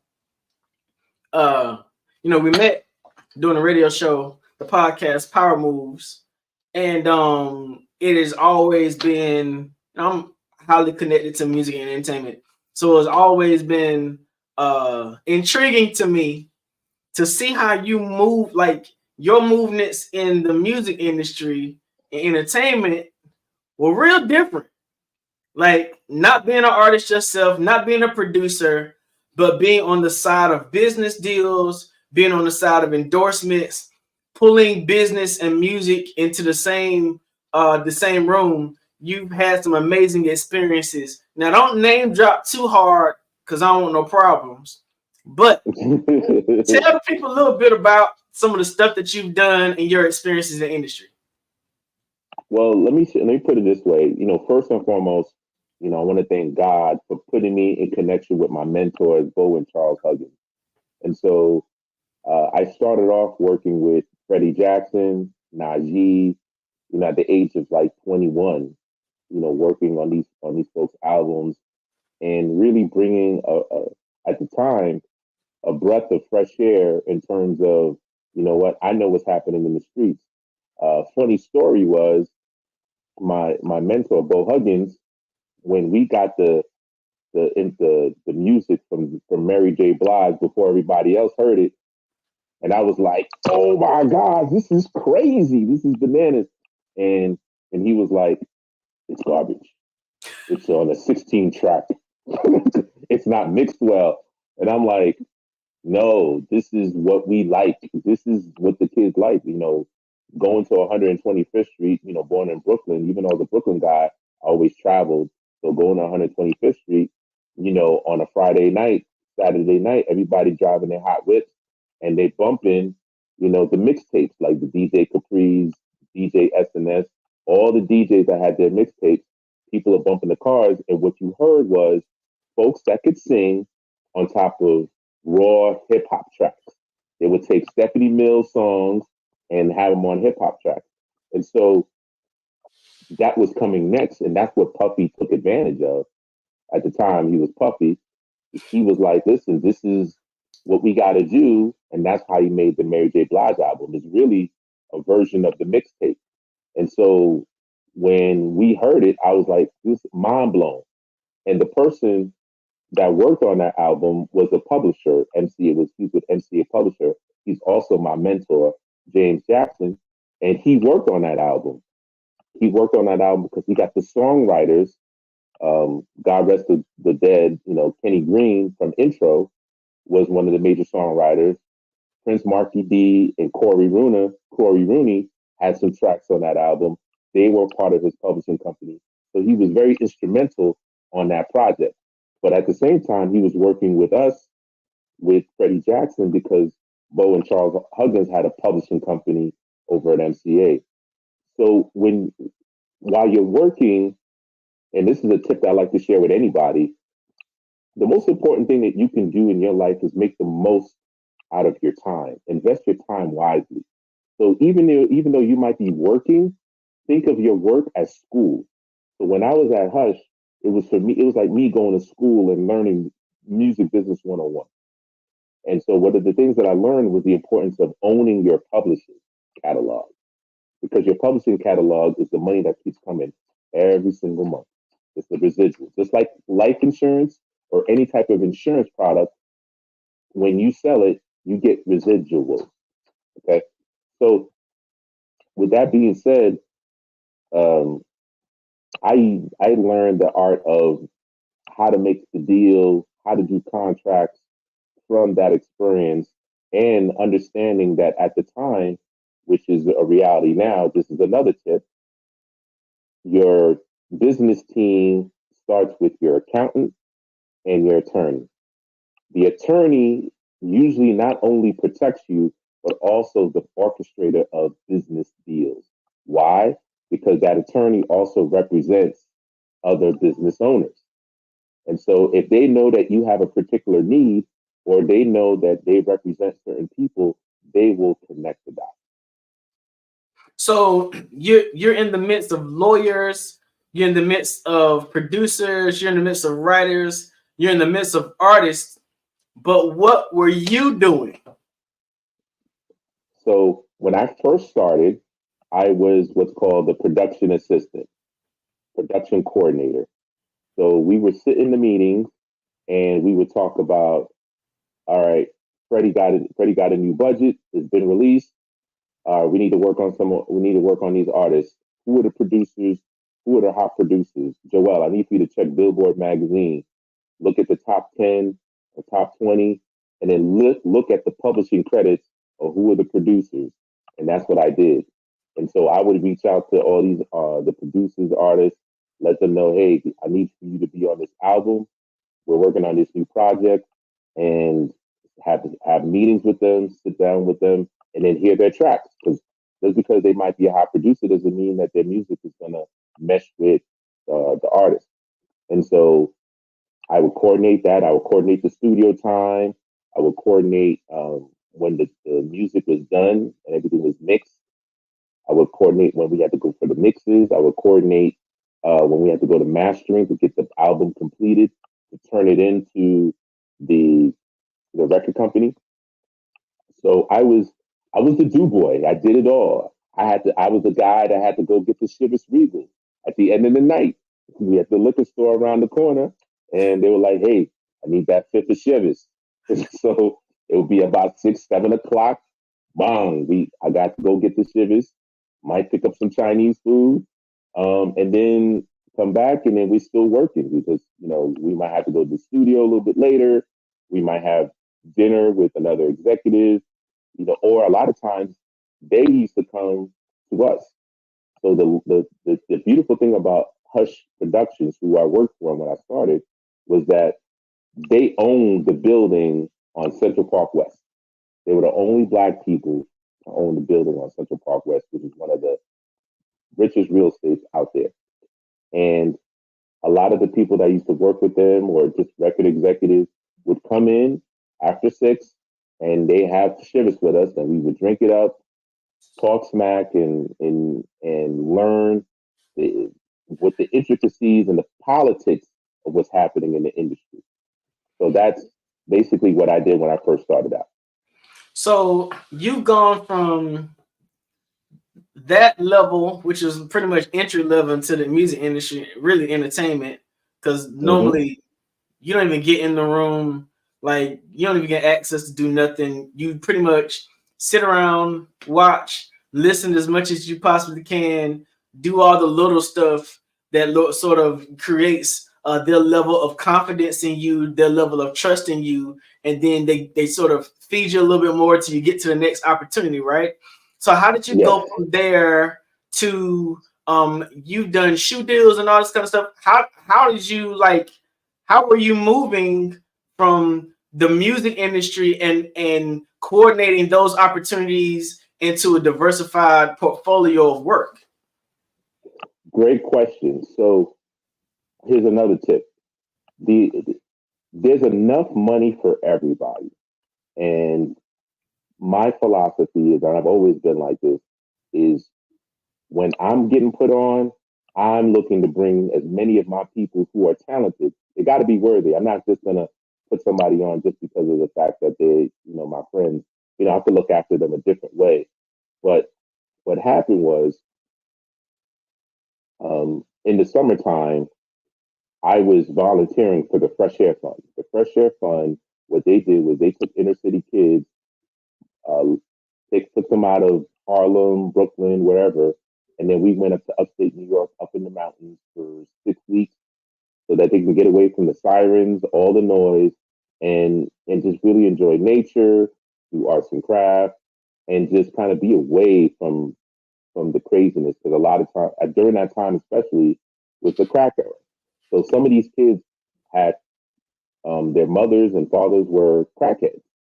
Some of them were pretty much homeless. So this is a way for them to get away. And I felt the need to give back. I was fortunate in the fact that I went to NYU. And because I went to NYU, that's how I heard about the Fresh Air Fund.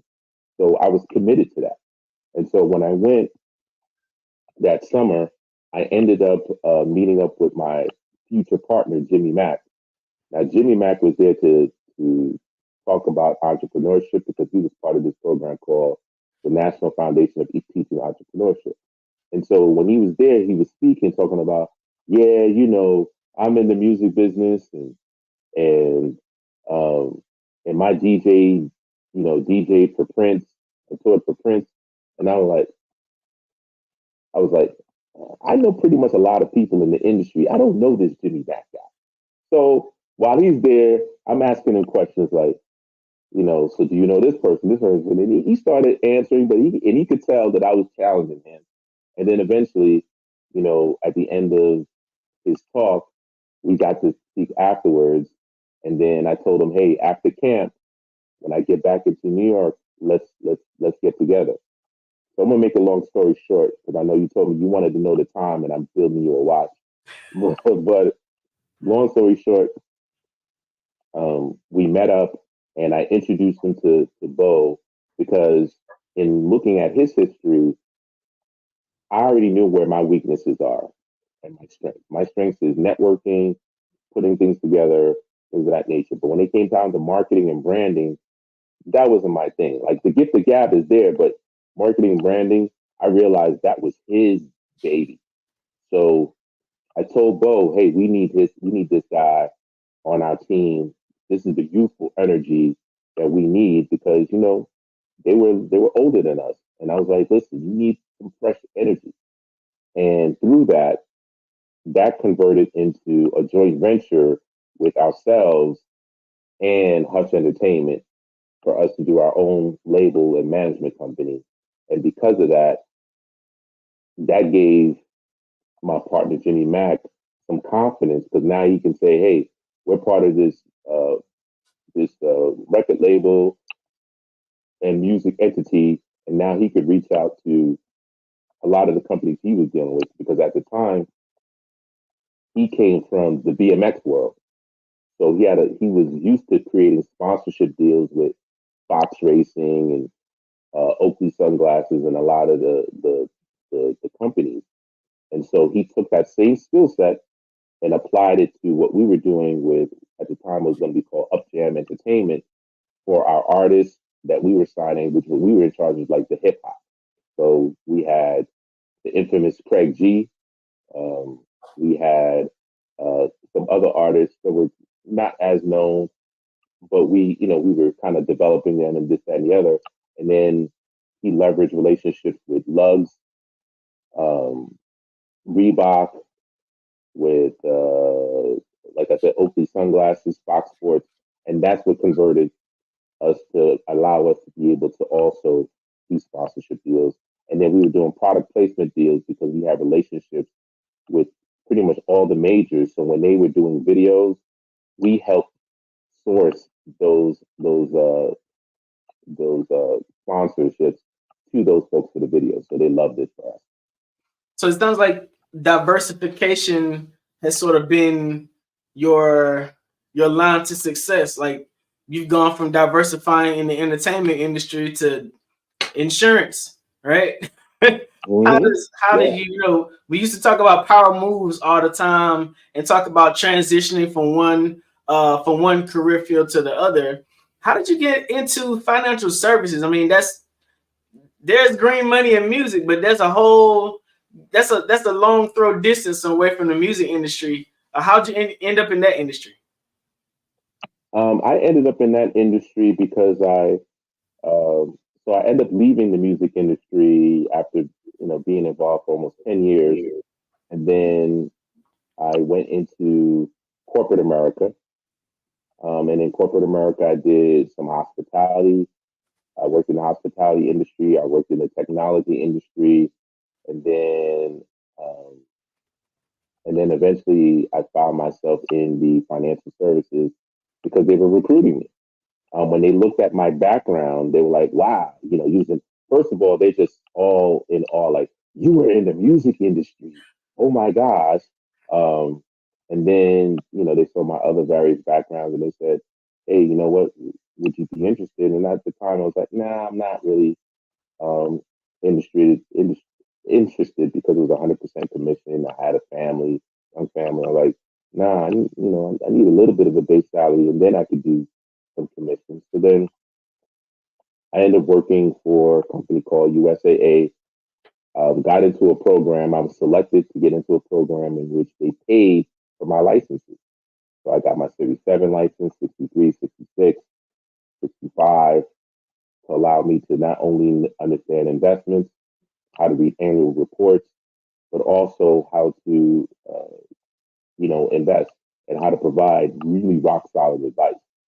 Because a lot of times, more than not, most people are clueless on how the stock market works and things of that nature. And so as I studied it and got more familiar, then I was able to really craft myself in focusing on the military because USA was a military company. And so I really hone in on helping our military families really establish that generational wealth because they don't get, and salute to our military brothers and sisters, they don't get paid as much. However, the benefits that they do get, such as their housing is paid for, which is called BAH. Their the fact that they get money for allowance when they move. They get all these different allowances, and the most important thing is they don't have to put much money down when they buy a house. And so a lot of times I would tell them, hey, listen, you're getting paid. Why don't you just buy a house? Because the money that they're giving you is tax-free money. And that tax-free money, you could be using that to building not only an investment portfolio, but also a real estate portfolio. Because what people don't realize is, just like you said earlier, diversification. The real estate portfolio allows you to reduce your taxable liability. And if you want more information on that, make sure you get with a good accountant, get a good CPA person, or you can contact me directly and I can help you build that team. But to make a long story short, again, that's how I transitioned into financial services and then where I'm now an independent financial advisor and a consultant. So in your experience in business in total, like if you had three things that you felt like were the paramount three things for a business person to be successful, because you've been in music, that's a very high risk industry. You've been in financial services, that can be a very high risk industry, working off of commissions or even, getting involved in, different financial structures. And also there's a good amount of risk equated into that. Ain't too much of it guaranteed, right? If there were three things that a business owner needed to equip themselves with to be successful for the long game, right? What would you say those three things would be? The first one is relationships. I wouldn't be where I'm at today being able to navigate and surf through this business world, because you're going to have ups and downs, and that's the waves of life and the waves of business. It's through relationships, number one. Number two, the second most important thing is you have to be flexible. And number three, always learning. You must always look to learn. Even right now, personally speaking, I'm back in school at Arizona State University getting my master's in legal studies, just to complement, as I'm providing advice, to not just only for financial advice, but just, to support, small business owners when it comes down to doing agreements. Instead of calling it a contract, it's an agreement. And like I said earlier, the most fundamental aspect of being in business is the relationship with your customer, the relationship with your vendor, the relationship with other business owners, because you just never know where the next deal may come from. It may come from one of the three: your customer as a referral, your vendor potentially as a referral, or even other business owners, maybe even competitors. Don't be afraid to talk to your competitors, because what they look for as an ideal customer or client might be and what they may not like might be perfect for you. So you have to have that flexibility. So like you haven't had like a major experience in music industry and then the financial investment and securities industry. What suggestion would you give to prospective youth now who are interested in music? Because the music industry is completely different now than it was in the past. You don't see a lot of artists that have the same, what we used to call longevity in the industry. You don't see the same conventional record deals that you used to see in the past, where a company will assign you to 2 or 3 or 5 albums. You know what I'm saying? Like, it's almost like let me see if you can get a good single. What do you suggest? I'm happy you said that. So the first thing I tell a person that's looking to be in the music industry is study your history. So this has happened before. When you think about the Al Bells, when Ray Charles, a lot of those artists, when they were coming up, they did not come up with albums first. They focused on singles. If you watch even the Aretha Franklin story, they was pushing singles, and when they pushed singles, they were going on tour. It's called the Chitlin Circuit, right? And so right now, it's the best time to be in the music business because number one, if you notice, they're selling vinyl again. They're selling digital turntables with Bluetooth speakers. So you can now have a physical product in addition to the streaming, so that you can combine both of those to actually make money. So if I was an artist, I would go to the churches. The churches are nonprofits that have resources and they have access to grants. I would go to them and say, hey, listen, you know what? You may not like my music. However, I can bring some money to the congregation and the congregation is going to love me because, you know what? I'm bringing attention and, you know, I'm still a Christian, whatever the case may be. I may not be the best Christian, but it is what it is. It's really a business deal. Because of that, I would tell them to, you know, provide me some grant money so that I can go to the studio and I can purchase these vinyls to sell on my own. Or I could purchase CDs that we could sell here, the congregation can sell, and a portion of the proceeds, you're my business partner, a portion of the proceeds goes back to the church and to a certain program for youth or whatever the case may be. And I would focus on singles. I would find a venue that I can perform at every single week and perform that single and perform several other songs so people get to know me. The same principles that it takes to run a campaign and an election is the same principles that it takes to be a good artist. A person that's running for any type of elected seat, they're going from city to city, town to town, and kissing babies and letting them know, hey, this is my message. Well, as an artist, you need to do the same thing, especially if you got a single and you got one that you really believe in. You got to go to venue, perform your music, and make sure you have a tablet that has a landing page. And so you have one of your friends get people's names and phone numbers all day, every day, because it's a digital game now. So now when I'm ready to launch a new single, I have hundreds, thousands of names and CDs and phone numbers. Hey, listen, I'm in your town. I'm going to perform. I have this record. Check it out. You have exclusive rights to it. And you don't have to sell it for $10 anymore. You could sell it for $100. That's what Nipsey Hussle did. Have you gotten involved with any NFTs and those sorts of things yet in terms of the music industry? I personally have not yet. However, I know people like right now, that is the way. As a matter of fact, they're combining NFTs and blockchain together. So blockchain is designed to give you that, not only the privacy, but also now it's hard for people to just copy your stuff, right? And with AI, you know, you can mass produce a whole bunch of things. You can get really creative.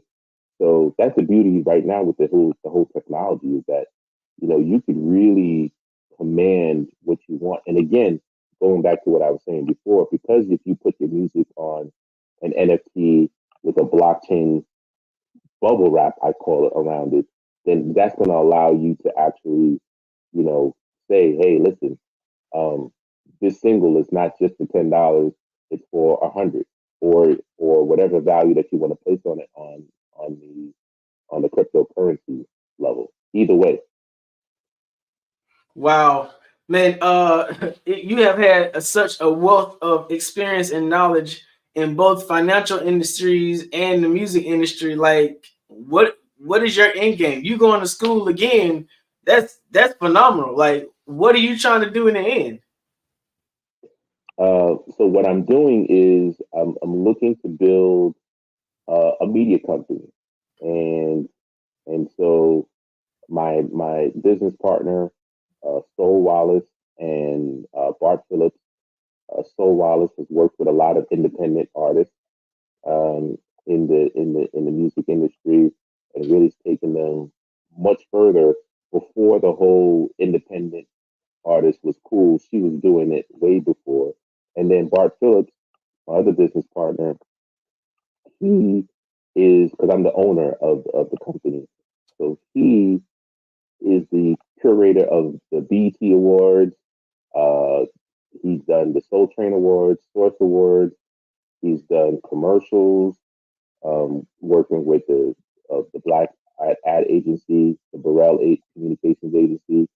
He's also done videos, worked on documentaries. Right now, we're working on a documentary for uh, Don Cornelius and Soul Train. So really excited about that. And we have another documentary that we're working on as well, coming soon. Can't really say too much, but it's a global artist. And we're also discussing social change and social justice change. We also have some podcasts that already been recorded, um, that we're looking to resurrect and do similar to what you were saying, almost like that 3.0, where we're going to combine the metaverse with, leveraging AI and creating visual backgrounds while telling the story. So, you know, these are all, and so the reason why I'm going back to school is I'm getting my master's in legal studies. So it's not me becoming an attorney. It's like a up level from being a paralegal, right? But my concentration is going to be on intellectual property, because that is the present. It's all about intellectual property is the digital real estate. Okay. And the second thing I'm doing is sports management as a concentration with this master's of legal studies. So I'll be able to negotiate contracts, or review contracts for folks, create agreements, um, also do sports analytics. So the purpose with this master's of legal studies is to create a chief like administrative office for small, medium-sized businesses within that need those services, and that could be outsourced through me and my company. And then so we're helping them create intellectual property. We're helping them with the HR. We're helping them with, if they're in the music, it's music. If they're a plumbing company that wants to buy other plumbing companies, we can help them mergers and acquisitions. So that's the other reason why I'm doing the master's in legal studies. So that'll be done at the end of 2025. Wow, man, you have a way of transforming and morphing for whatever's ahead in the time, man. I thank you so much for the time you spent. I think this has been a wealth of knowledge you shared. Let them know people how they can let them know how they can get in contact with you. Absolutely. So you can get in contact with me at you can email me at jjsylva,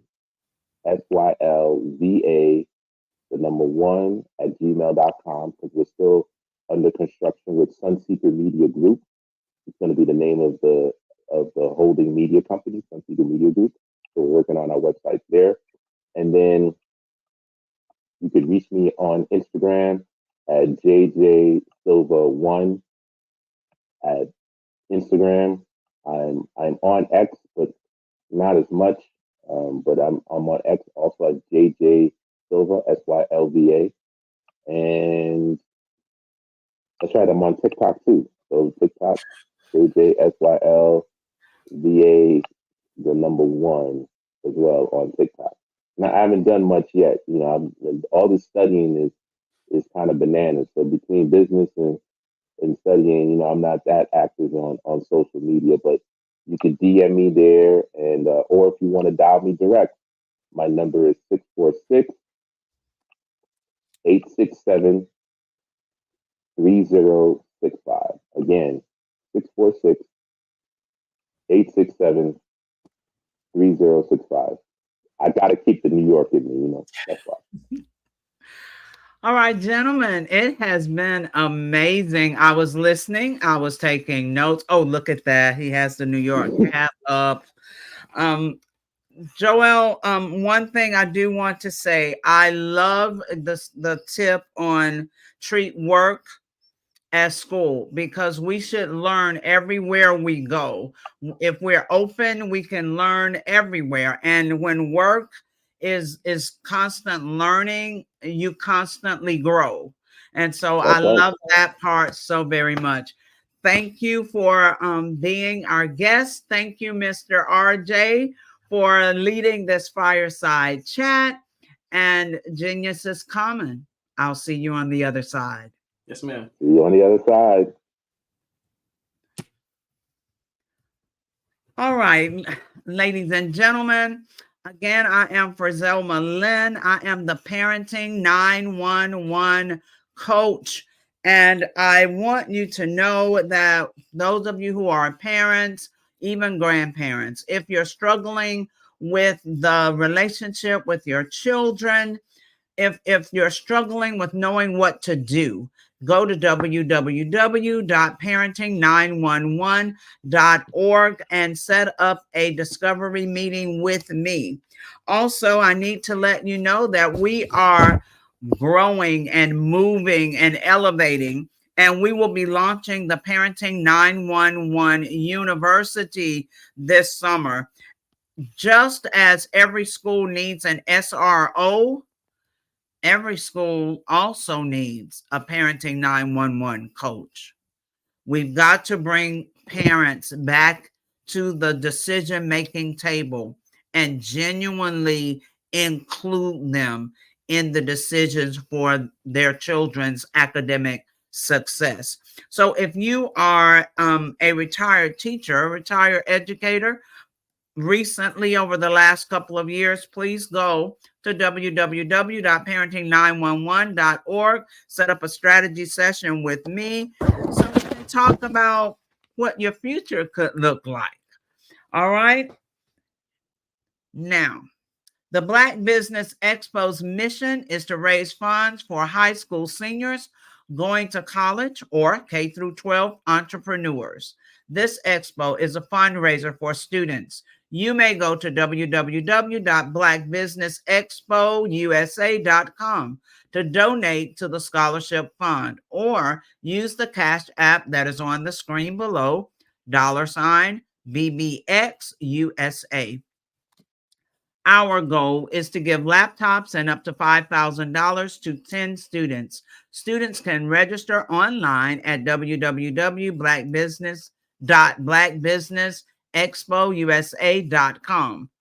Every dollar counts, so we want to remind you to donate to the scholarship fund. We want to thank our Black Business Expo USA sponsors for April 2024. NC 100, Moody Capital Partners, Suede Soul, BDM Media, Lotus Richey Coaching and Training, Carolina, Virginia Minority Supplier Development Council, Step Management, Hello LLC, BHS and Associates, Margie McLean Foundation Incorporated, Genius is Common, Earth Essentials, Mullane Shawnee